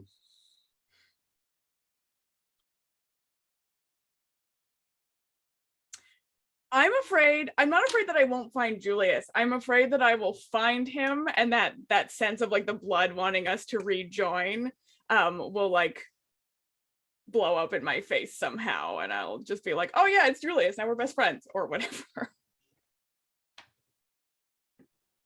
Wait, sorry.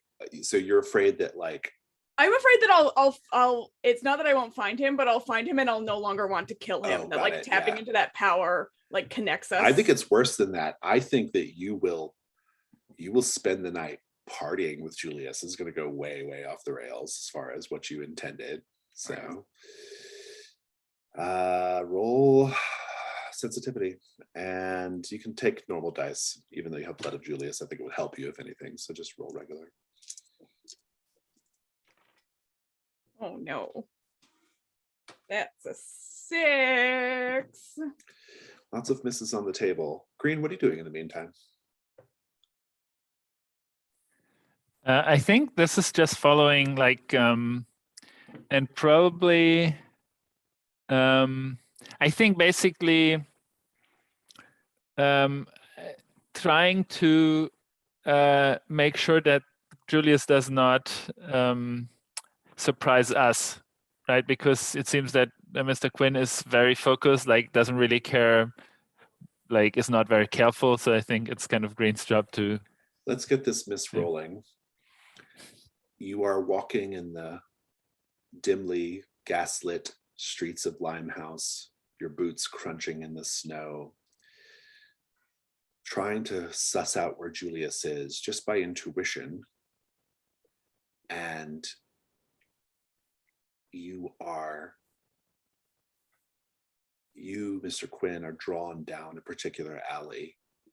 And Green, you are trying to keep pace with Mr. Quinn, but there is a massive swarm of bats that interposes itself between you and Mr. Quinn. And these bats are flying around. They're everywhere. They're dazing you, and you by the time they clear, you can't see Mr. Quinn anymore. And Mr. Quinn, you don't know how this happened, but you find yourself pressed up against a wall in a dark hallway with Julius. And he's whispering in your ear, I have something really wonderful planned for you tonight. And we shall cut over to Dr. Safby. Can I say now that I want to use a mask on that though? You can, yeah. I wanted to narrate it all for fun, but I want to use a mask. Okay, right. You can mark Jan's mask. We'll pick it up in a minute. Dr. Safby, give us a little bit of the scene. Like you have already set up a lab somewhere in Hargrave House. What's that look like? Yeah, I think that it maybe is, there's a way to get into it from my room. Whether it's pulling a book on a shelf, something like that, or just like, just some kind of secret door. But I like to think that it's kind of got all my stuff set out. I have, it's almost like a morgue of its own. I've got a slab and everything. And my book that I was given in my personal quarters, I like to think that that's kind of a central piece, like right next to the slab that I have. So it's got photos that I've taken or have acquired of bodies, you know, destroyed, not destroyed, well kept, stuff like that. And it's like very classic laboratory morgue. And of course, my new eyes that I got, right? Like I've got those. Those are like in a jar, and I think that kind of when the camera sees him from behind, he's a little bit hunched over, and as it tracks over his shoulder, he's just making eye contact, pun intended, with these things. Like he's like fawning over them, basically, because this is his first piece. You know, this is starting his work with the child, so he's just very focused. He's laser focused on these eyes. I love it. You are the only person in Hargrave House presently, and you can hear downstairs the distinct ding, ding, ding, ding of the front door bell being rung. Dr. Safdie. Yes, I think he starts. He kind of like it pulls him out of his whatever trance that he was in, and yeah, I think he would go down there and he would do the same thing he did earlier when he answered his own door, where he'd kind of peek first before opening it. I love it. Let's go back to the Thames. Alicia, two youths come to blow over a case of whiskey with a couple of bottles still intact. As they push and shove in the slimy mud, how do we know this fight is about more than just the find? I think that it starts off, the fight actually starts a little as if they're disinterested, as they don't want to be fighting. And then you can hear, unclear what they're saying, but you can hear a voice kind of like shouting out to them. And the sort of camera pans up from where they're fighting. And the fighting is like intensifying as the voice goes. And there is like a well-dressed businessman standing above them with a sort of evil smirk over his face. He's obviously enticed them with something. Very good. Mr. Silvestris, I'm going to take over the scene a little bit since you got a miss. The ballet is empty tonight, but it doesn't mean there aren't lots of people in Covent Garden. And you hear a cry of commotion coming up from outside. And assuming that you go investigate, you will see,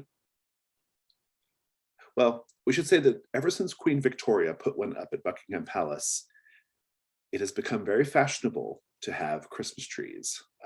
And Covent Garden has a great big giant Christmas tree set up, and everyone is standing around it and but they're all looking up at something with looks of horror on their face. You can't see what they're looking at though unless you step outside, do you? Yeah. At the top of this giant Christmas tree is a tree topper, but the tree topper is a dancer from the ballet, spread like a star, pinned to the top of the tree, a look of terror in his face. And you get a very strong smell, like kerosene or oil, in the air. What do you do? Well, I think first, despite the fact that this is not a pleasant smell, I think Ambrose takes a good deep sniff of it because it's something, right? You don't get to smell things very often, yeah. Yeah, and I'm gonna follow the scent. I think that's like it's the most the largest thing overpowering my senses right now, and I see this view, and I think I'm gonna try to find the source of that smell. It's the tree topper. It's the dancer at the top of the tree. He's soaked in boy. it. And standing around the tree are giant, like tall, man-sized Nutcracker statues. But one of them comes alive, is moving, and has in his arms a large pole weapon with a torch at the top of it. And his teeth are clenched, and he says through them, "Merry Christmas, everyone." He's getting ready to light the boy on fire. We're cut away. Green and Quinn. You mark the Janus Mass, so it doesn't happen quite like that.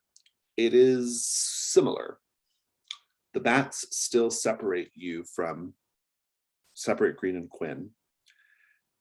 And Quinn, you find yourself in that same alleyway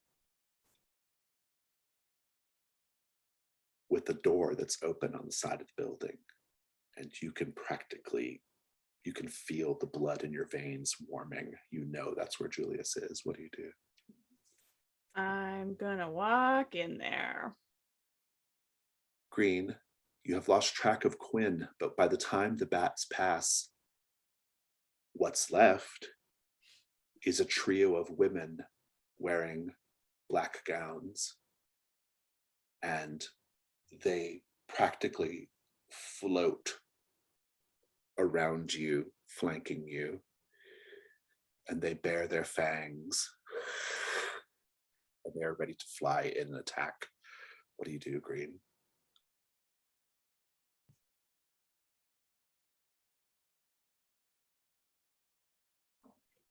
I think Green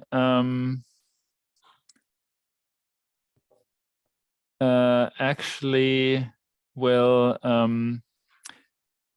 grab this stake that they took from Hargrave House and stand their ground.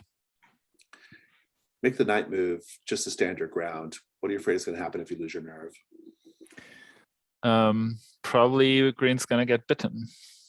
It is worse than that. You will be feasted upon quite lustily and grotesquely in the middle of the street, your blood spilling out on the cold snow. Please roll with sensitivity and taking a look at your... No, just regular sensitivity is fine. Let's see. That if you wish to stake is continue, you can run. Always. Yeah. No. I will. The stake is not actually something I have. Let's see. I mean, not mechanically. That is something better. Yeah, maybe in the other hand, I'll take. So it's the stake, and in the other hand, it's probably the golden railroad spike that nice. Mr. Nelson Hank had. So I'm gonna mark that and get advantage. Roll it to 3d6. That's still a 6. We shall come back to that. Dr. Safby. Yes. You carefully open the door, and the first thing you see is the hem of a gown, a dress. In the light and up against the white snow on the stoop, it is a beautiful, brilliant sapphire blue. And the woman who's wearing the dress says, "Hello." And he opens the door the rest of the way, and he kind of stands up straight. Standing before you is an older woman, an older black woman, but quite beautiful, despite the fact that she's, I mean, she looks like she's in her 40s, but she's practically probably in her 60s, based off her hands. The hands give it away, right? Her hair done up, and she's wearing like kind of a hat with a ribbon to sort of keep her hair dry. And she has this beautiful glittering sapphire gem on her throat. And she says, "Dr. Safby, yes?" Yes. And he puts his hand out. She shakes your hand. "My name is Theodore Brathwaite. I'm a friend of your colleagues here at Hargrave House. I was wondering if you would be able to help me with something, Dr. Safby. I have a matter of science that needs tended to." Of course. He will go along with that. And she directs your attention to her carriage, this large, opulent carriage brass fixtures, very dark wood. She says, if you don't mind. And she takes you over to the carriage and she opens it up. And she says, "This is Edward. He is a minor princeling, a young nephew of the Queen." Edward is looking very like he's drunk. He's like barely lucid, sitting in the carriage. She says, "I was hoping you might help me with a little scientific experiment."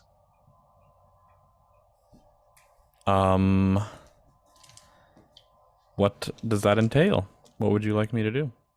It entails blood, Dr. Safby, lots and lots of blood. And we I shall see. cut over to moonlit mudlarking, the Thames. Billy, an older woman, picks through the mud, lost in her own world. She does not seem to focus on items of monetary value. What do we see her collect?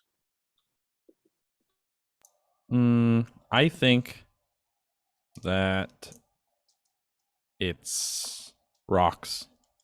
I think she grabs multiple different rocks. I don't think there's a preference. How about when she finally stops, what stops her and causes her to admire are a pair of nearly spherical, so well made silver rocks.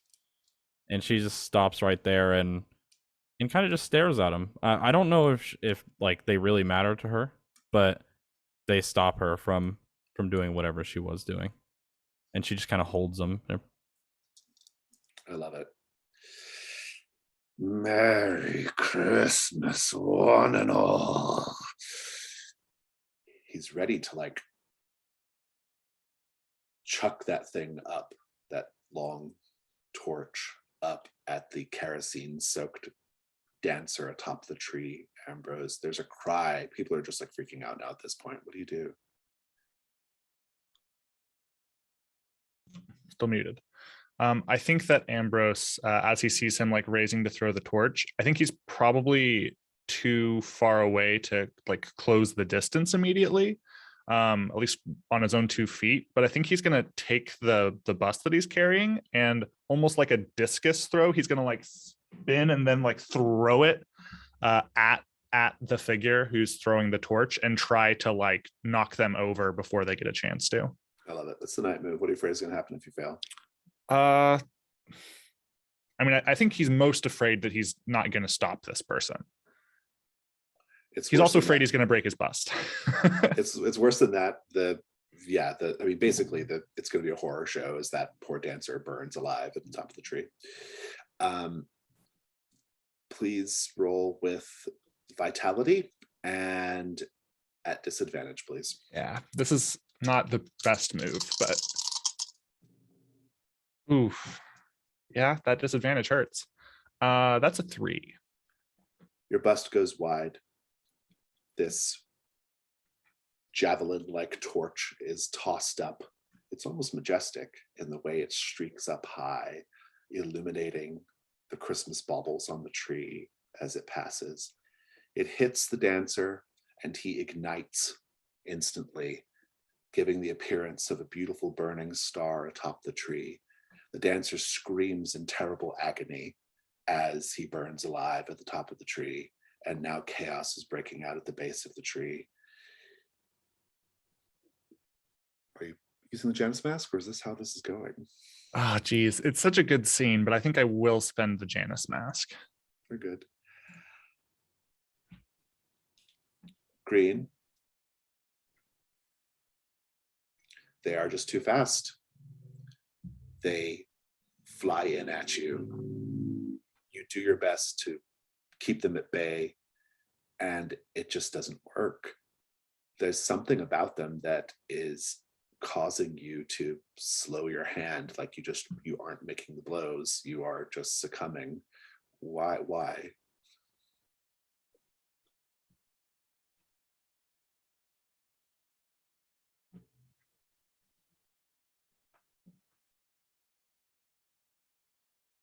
Sorry, I think because in a certain sense, green is still like this whole business with vampires is still something that they have kind of been mechanically working with this, but they didn't really want to, like, like the whole danger of it was not apparent. And I think now it's kind of they're actually frozen with, kind of couldn't move quickly enough, and now the whole danger of this this fighting vampires is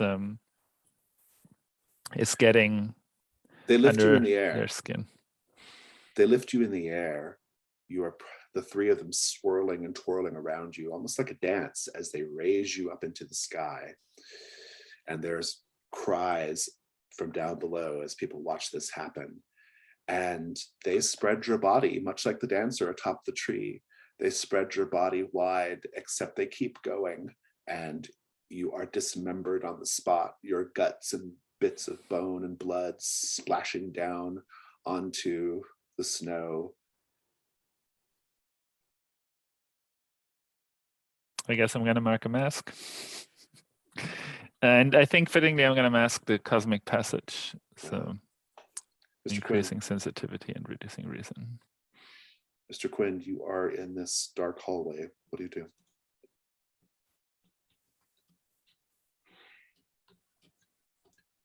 I am going to. I'm gonna cut open a wrist. I'm gonna squeeze a fist and let the blood trickle down, and I'm just gonna call out to Julius. I think we've played enough games now. And Julius calls to you from somewhere deeper in the building. Then follow my voice, Mr. Quinn. I'll go. I'm gonna go right to him. You turn left, you turn right, you go forward, you go around,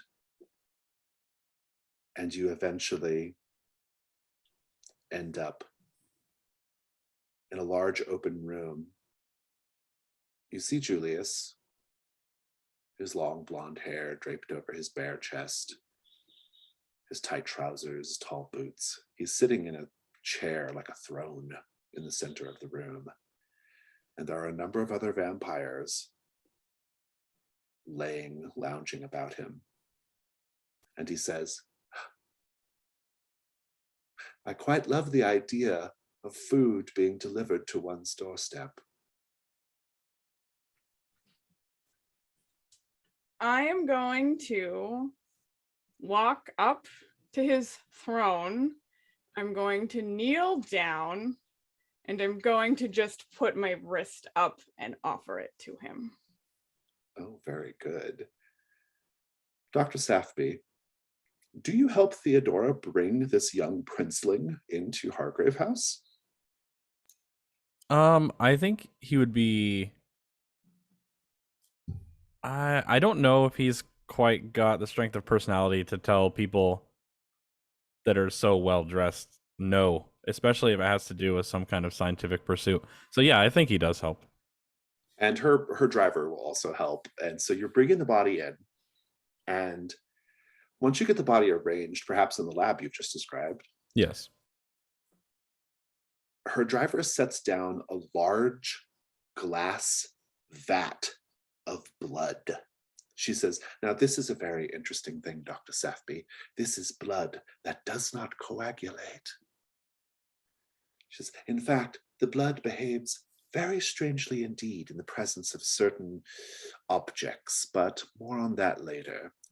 I was hoping in exchange for you taking whatever you'd like from this young princeling for your own experiments, within reason, of course, that you would do a blood transfusion. I would like to put this blood into the body of this young princeling. Can you help me with that? I think he gets really, once again, he gets really close to this vat of blood, and he's like, wow, he's fascinated by this stuff. It's moving. When you touch it, you can see it moving inside the vat. You say you want to replace this. Is it a boy? It's a boy. It's a young You man. said- Yeah. Yeah. You want to replace this boy's blood with, and then he gets super close. He's like, whatever this is, and he kind of pokes at the glass. I want to replace this royal boy's blood with this blood. Yes. I think he kind of, so his back is to her. He's looking at this vat, and he turns around, and I think he pulls out of his waistcoat like some rimless glasses, and he's like, very well. He agrees. Good. Let's take our last trip over to the Thames. David, several bedraggled children poke a bloated corpse with sticks. Those who do not double over retching rifle through the waterlogged effects. What last traces of this person's life or death do they run off with? I think it's a little bit wet now, but as it dries, it might be functional once again. I think that there's a box of matches, maybe half used, and a waterlogged box of cigarettes with probably 4 or 5 remaining. And that's all that's really in the pockets of this person. Maybe there's a handful of coins as well, but this is all that they had left, whatever fate befell them.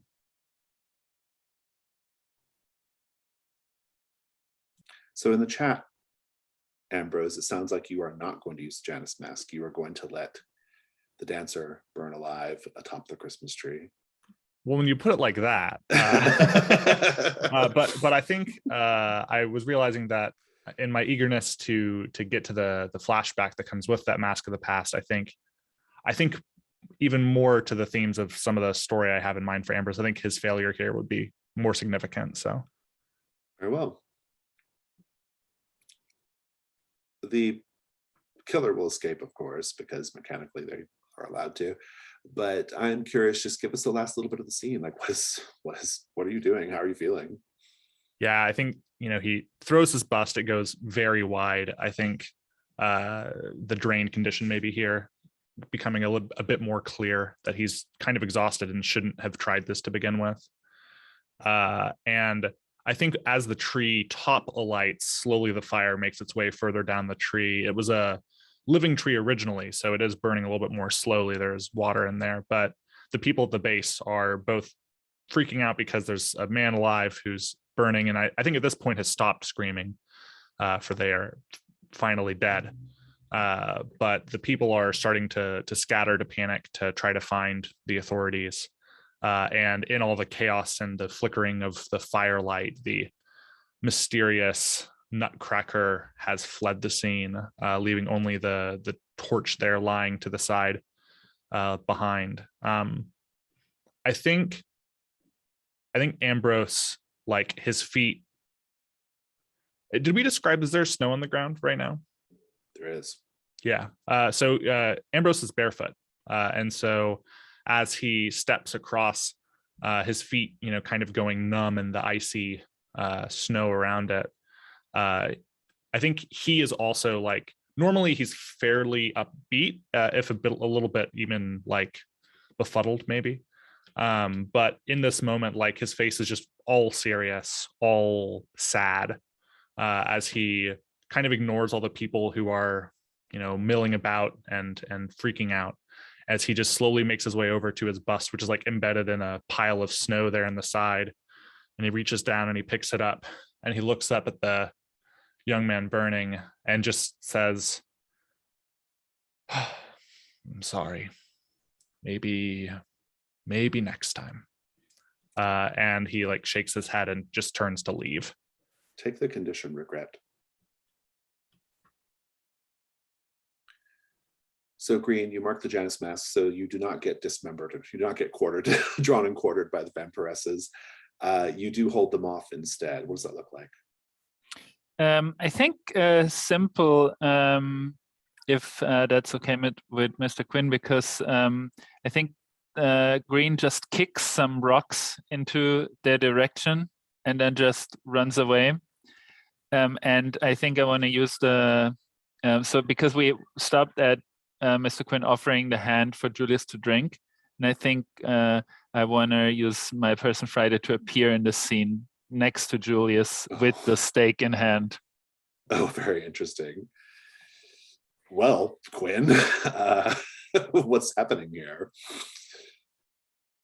Yeah, I'm obviously fine with Green like showing up stake in hand, mostly because I trust that Green will not stab until I give the command to Yeah. stab. My goal is to convince Julius to drink from me, because my plan here is that while I was wandering around in the thing, I ingested the void salts from Okay. the spell, Oh, and that's I very want good. to send Julius back to the void. Oh, I like it. That's really good. That's quite good, actually.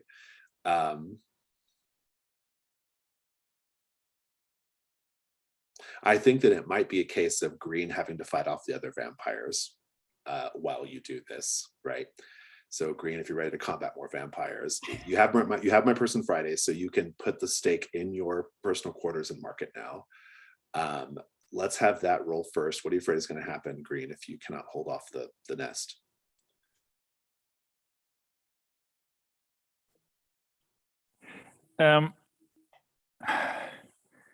So, I mean, I suppose this is probably then some plan that we talked about before, I guess. So, but the problem is that kind of,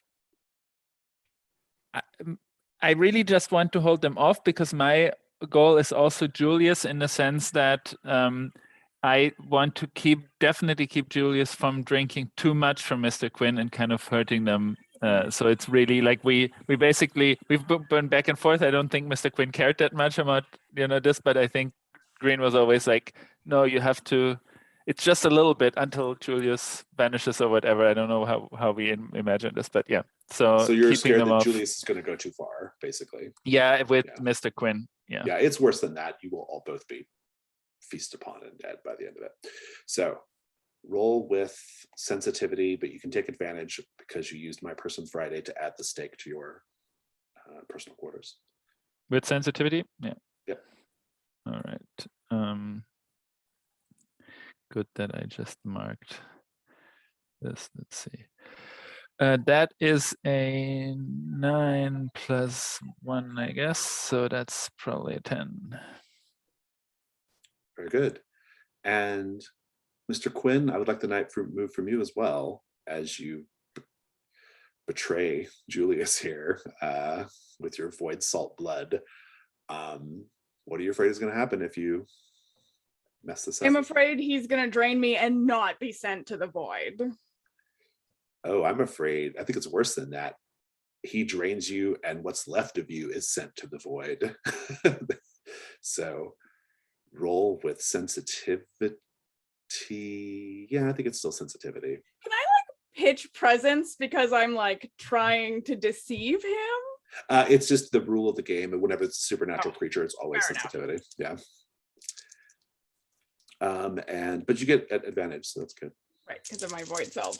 Poor old Mr. Bell.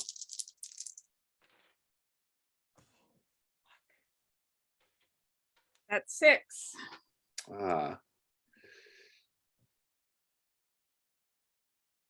Julius begins to drink. And he looks up from your wrist and he says, he's like drinking.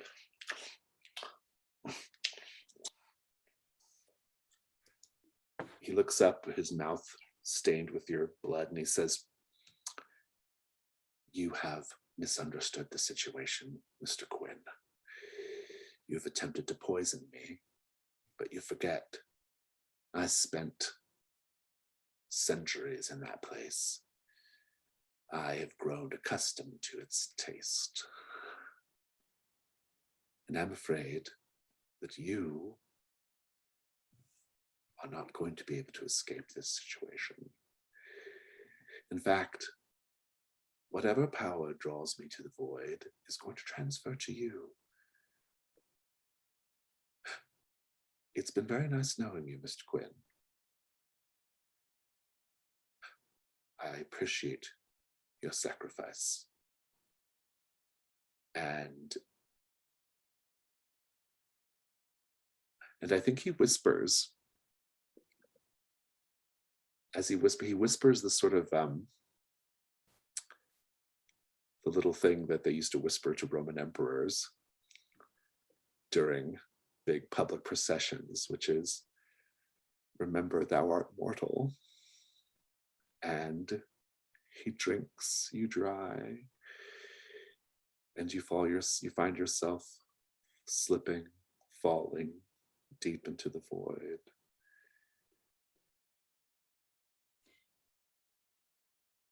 I have a question Yeah. about that, which might impact my decision.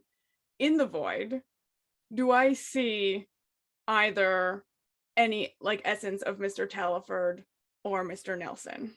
Sure. Okay. Are you ending this way then? I want to mark a mask. I want to mark a dance mask, but I want to mark the blood-soaked portal. Good. Yeah. And Okay, good. I'll go out like this, but I want to take him out with me. Very good. Which I is love not it. how I thought this was gonna go. We'll come back to this. I'm gonna check in with Dr. Sathby. Dr. Sathby, this is good though. Dr. Sathby, I'd like the night move from you just to sort of pull this off effectively, because this is such a strange thing you're being asked to do. It's a dangerous thing you're being asked to do. It's the night move. According to the night move, you have to first say, what are you afraid is going to happen if you lose your nerve here? I mean, I think that I will kill this basically royal child if I mess it up. I think it's worse than that. Theodora will take the opportunity to just blame the murder on Hargrave House, to blame the death of Hargrave House. Okay. It's, a backup plan, right? Yeah, of course. Exactly of course. what she wanted, but if you're okay with that, go ahead and roll with. I think it's actually composure. Okay, I can do that. I think because you're so curious, you are maybe being a little reckless. So roll with disadvantage. That means you're going to roll 3 dice and take the 2 lowest. Perfect. Let's see. 2 lowest. So let's see. 4, 2, 6. So 7. Not bad. You will succeed, but there will be a complication. The complication, actually, let me read the move specifically. It says, you do it or hold steady, but there's a complication or cost. I describe the cost and describe what it looks like. So the complication or cost is going to be that I'm just going to give you a condition. Servant of Theodore Brathwaite. I'll type that for you so you can know how it's spelled. But otherwise, it's okay. Just give us the scene as you sort of do the blood transfusion. And also, what do you keep from the boy's body? You get to keep something. Within reason, as you said. Within reason. Not the head. No. Oh, damn. I think that I want to keep his blood. Very good. Do describe the scene. Okay. I think that he isn't opposed to being watched when he works. But I think that she probably kind of is hovering a bit. And so he's his curiosity, thankfully, kind of overwhelms him. And like you said, he's a bit reckless with what he does, but he really, I think he starts to enjoy kind of the depravity of it in a way. Like, he doesn't know what's going to happen. And when it comes to medical science, I think he's pretty well understood. So finding something that he isn't knowledgeable about will really draw him in. And so I think that for probably the first time during this episode, you see him smile a bit when he's got this unconscious kid basically to him and draining him. And I think he enjoys himself, and I think that she is very keenly aware that he is enjoying himself. And I think he also asks if he can keep that glass container for the blood, like, I love it. the old blood. Yeah, absolutely. Let's cut back over to the scene with Quinn and Green. Green, please just give us a little bit of the narration of you battling the vampires.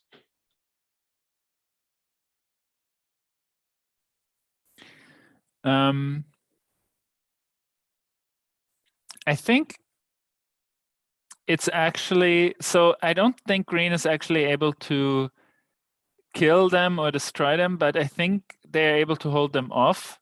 And it's probably like somehow I think these two objects, this wooden stake from Hargrave House with these carvings, I think that might have some sort of power that, or maybe the vampires kind of recognize the symbols on there, and so they really don't want to get too close to it. And I think also the railroad spike, maybe from Mr. Nelson, has taken on some form of power, and so I think that's kind of, so basically kind of circling around and really keeping them away from this scene where Mr. Quinn and Julius are fighting it out. Mr. Quinn, you have marked the blood-soaked portal. Please go out in a blaze of bloody glory. What does it look like? I think it's not even that glorious, really. Although I want Julius to believe that he has got me, that he has the upper hand. While I'm still conscious, I'm going to extend an ungloved hand in the direction of Green. Whether I can reach him or not, I'll let Adrian decide. And I just want to look him in the eye, and I want to say, right before I go out, it's not your fault. And I just let Julius feed, and right at the last few seconds, I'm gonna say to Julius, you know what, I'm gonna repeat right back what he said to me. I'm gonna say, remember that you're mortal.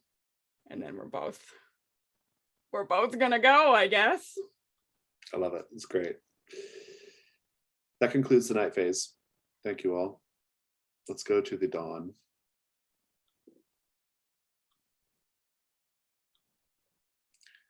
No threats were resolved yet, though a particularly pernicious side character was destroyed, so that's good. Dawn questions. Okay, so everybody has a list of dawn questions on their character sheet, and the first three are the same for everyone. Did the hunters answer a question? Not yet. Did the hunters resolve the threat? Not yet. However, you might have gotten an echo in the night. Let's start with Green. Green, did you get an echo in the night? I think so, with the rocks. Oh, the rocks, yeah. Right, very good. And did you subtly express sexual desire for your employer in the way you dress them or serve them? Yes, you did. I think so. Did you ensure your employer got credit for your triumphs? Not directly, I Yeah, think. that was a little trickier. Let's go to Dr. Safby. Dr. Safby, did you experience an echo in the night? I think so. I think so, with the old woman, in the way that she kind of adored her spherical rocks, right, the same yeah. way Safby did the eyes that he Yeah, no, found. that was, I picked up on that. It was subtle. It was really good though. Did you put your hands in a pile of guts and love every moment of it? Yes. Did you dismiss the possibility of a supernatural? Yes, in the very beginning. Great, cool. So you got 3 XP. Let's go over to Mr. Quinn. It doesn't matter, but I am curious. Mr. Quinn, did you experience an echo in the night? I sort of tried to, with the idea that I was below Julius, because I had that evil man standing above the kids. Okay, good. I love it. No, I like it. That's good. Did you secretly show a vulnerable side to someone? At the end with Green? Yeah, I think so. And did you appear in London society wearing I a didn't mascara? Describe it, so no. And not in but society it was either. epic. Yeah, it was good though. Yeah, yeah. We kind of left it off screen, but it was a beautiful winged concoction. Sylvestrus, did you experience an echo in the night? Yes, with the tinsel on the tree, same as was found in the muck. Right, yeah. Did you counsel the living to appreciate being alive? Originally, I was thinking of trying to do some of that with the conversation with the good doctor, but that did not happen. So no. So that would have been a deeply ironic conversation, but I Yes. loved it. Did you luxuriate in the tactile? Yes, you did. Absolutely. Fantastic. Let's keep going with the dawn phase. We don't have any playbook moves that need to be resolved right now. And so Janus Mask prompts. Do we have one from Green? I don't really have a prompt, but I think, since Green is also retiring, maybe in this final scene with Mr. Quinn, because I think so. So the problem was basically, I think what we talked about as a plan, I think, is that that Green will then kind of take Mr. Quinn's hand and pull him away from Julius, and this probably turned into instead a kind of gesture of farewell by Mr. Quinn, right? So this idea, like Green wanted to take Mr. Quinn's hand, and instead they kind of bid farewell to Green. And I think that makes that. And when they disappear, I think this really breaks something in Green, and they start. So I'm not sure if the three women, you need them, all of them, but I think Green probably would actually in a rage kill at least one of them with these weapons, or maybe all of them, at least enough. I think Green is not even sure, but in some form of rage until they can get out of there. And somehow back at Hargrave House, where I think they actually go sit in the basement room where the lurkers kept kind of head in their hand and just sit there with the lurker. I love it. I do think we, Dr. Safby, as you get the blood, narrate a pleasant memory of the person you lost. Okay. I think that I think that person was also in the medical, or maybe got the doctor into the medical field. So it was like a quiet day kind of studying or being quizzed by this maybe loved one. So it's just a nice memory of kind of sitting in like a library with the person just being present. I love it. And you can mark the blood on your diagram as well. And I think that's everything, right? So let's go ahead and go to the end of our session with stars and wishes. We have a few minutes left. Stars are things we enjoyed about the session. Wishes are things that we hope to see next time. And I have a lot of stars, but I'll go second or third. So whoever wants to go first, go for it. I want to give a star to Green going out in general with a lot more action this session than ever before. I really enjoyed seeing Green like be kind of a badass. Yeah, same. I really enjoyed this. We don't get like combat scenes very often in the between, so it's kind of fun when you do. It was enjoyable. Yeah, as a first time person being here, I really enjoyed the dynamic between both of those characters and how they played off of each other. Also, star to Sylvestris walking through the snow. Just something with that really captured me. This like your cold feet walking through the snow. I loved that little detail. I thought that was like a lot of fun. I give a star to Billy because I think you did a really great job of sliding into the game. It was pretty seamless, actually, the whole like reintroduction of this character, and I thought you did a great job with all of the narrative prompts were pretty challenging today, maybe a little more than they usually are. So, but I thought everyone did a great job, and you did, especially considering it's your first time with us. So, thank you. I think so too. I think that also. Because I want to give a star in general, I think, for the kind of gruesomeness of the session, because that kind of is, this was definitely not a light. Yeah. It was gruesome. So, and I think our new friend Victor Savbe, of course, is also part of that. So I think that fit very well. And yeah, I think the tone was really there was nothing light today, I think, and that's also sometimes a good session. So, stars to all.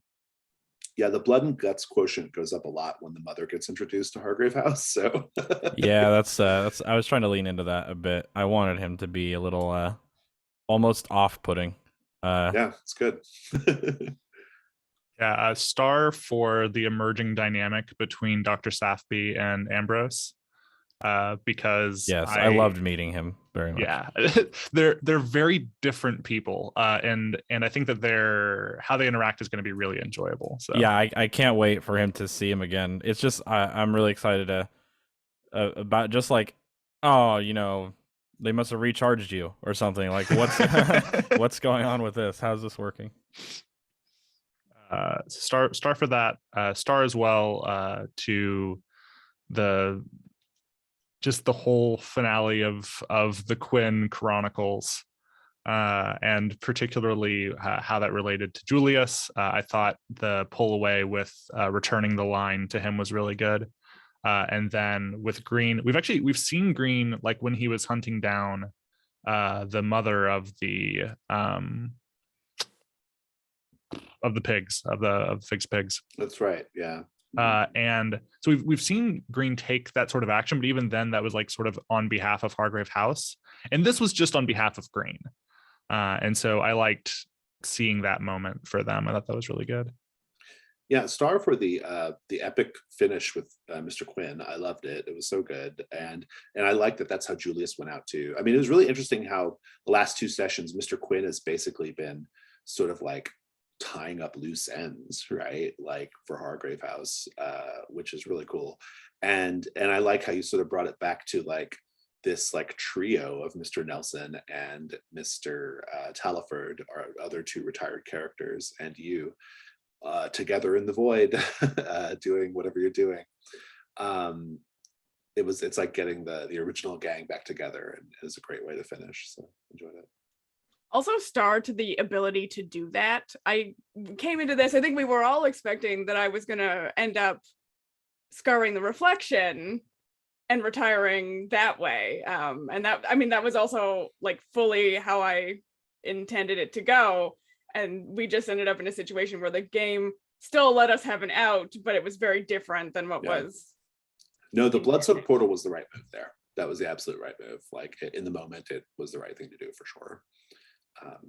Star for that. Wishes. I'm very curious what playbooks Adrian and Alicia are going to choose. So that'll be fun to see. And it'll be really interesting because essentially next week it's almost like a brand new Hargrave House. I mean, because Dr. Sappy's brand new, and then Ambrose, even though Ambrose has been here a couple sessions, Ambrose has been sort of like solo adventuring, right? Like there hasn't been a lot of like group work with Ambrose, and so it's like a whole brand new Hargrave House, and that's really, really fascinating. And I'm also really happy that even though the original crew did not get to stop Theodora has her claws in this crew, right? Like Dr. Sathby now, and then also the connection with the Unquiet. So I'm just really happy with how that's all shaping up. I think it's going to be great. Those are my wishes. Any other stars or wishes?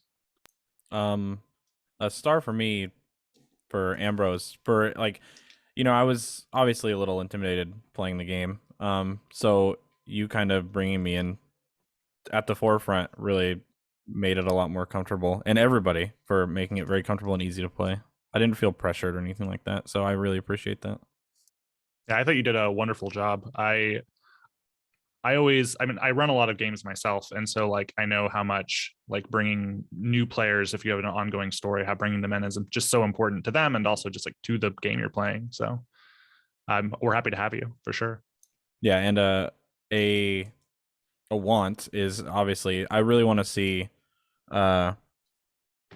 Sathby and Ambrose interact more. So I know you said we talked about you've been solo adventuring, but I think that there's something funny there. So I'm sure he'll look for you.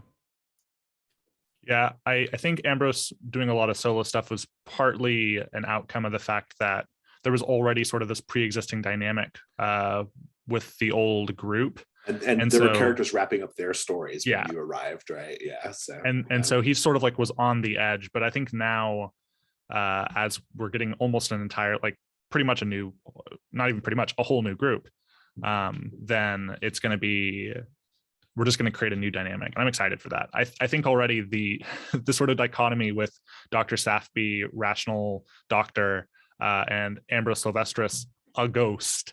Whatever you say, bud. Ghost. Sure. I'm really excited to interact with people. I've loved doing like Quinn's story. Like I think it's been really good and really fun, but I feel like I've been very like single-minded and distanced and not interacting with people very much. So I'm excited for a new character that's going to let me like have those relationships and maybe solve some mysteries instead of hunting down my personal, demons. I think Star for the whole setup here to see whether or and it kind of a wish to see how these new dynamics shake out. I think it's because I didn't realize how much or at least how you're running it now, Jason, that this game also supports this kind of idea that Hargrave House is this thing, and then there's all these coming and going characters, kind of like a Blades in the Dark kind of thing. And I hadn't realized this like from reading the game, that this is at least one way you can play it. And I'm looking forward to seeing how we kind of build on what we have there. And of course, Green and the Lurker are still kind of in the background, but now as Green also as side characters, so we'll see. Indeed. Any other stars or wishes? I love the Nutcracker. I love how you portrayed him, Jason, and I am super excited. My wish is definitely to continue exploring that, especially since now there's a bit of a personal connection for Ambrose. Very excited to get into that next time. Fantastic. I also just want to say you have to make more playbooks, because at the rate that we are running, I know you're plowing through them. we're gonna have a real problem. Yeah, because I think you do only have like 3 to pick from, right? So yeah, it's okay. We'll be fine. By the time we need new ones, we'll have new ones, so it'll be fine. Good. Okay. A little stinger scene, if you don't mind. We are in that public garden, the twisty public garden, a little overgrown. And we're going to the place, the heart of it, where Mr. Quinn's statue is normally found. And we see that Mr. Quinn's worshippers have been making additions. There are 2 new statues in the garden. One of Mr. Taliford, one of Mr. Nelson, and conspicuously not Green.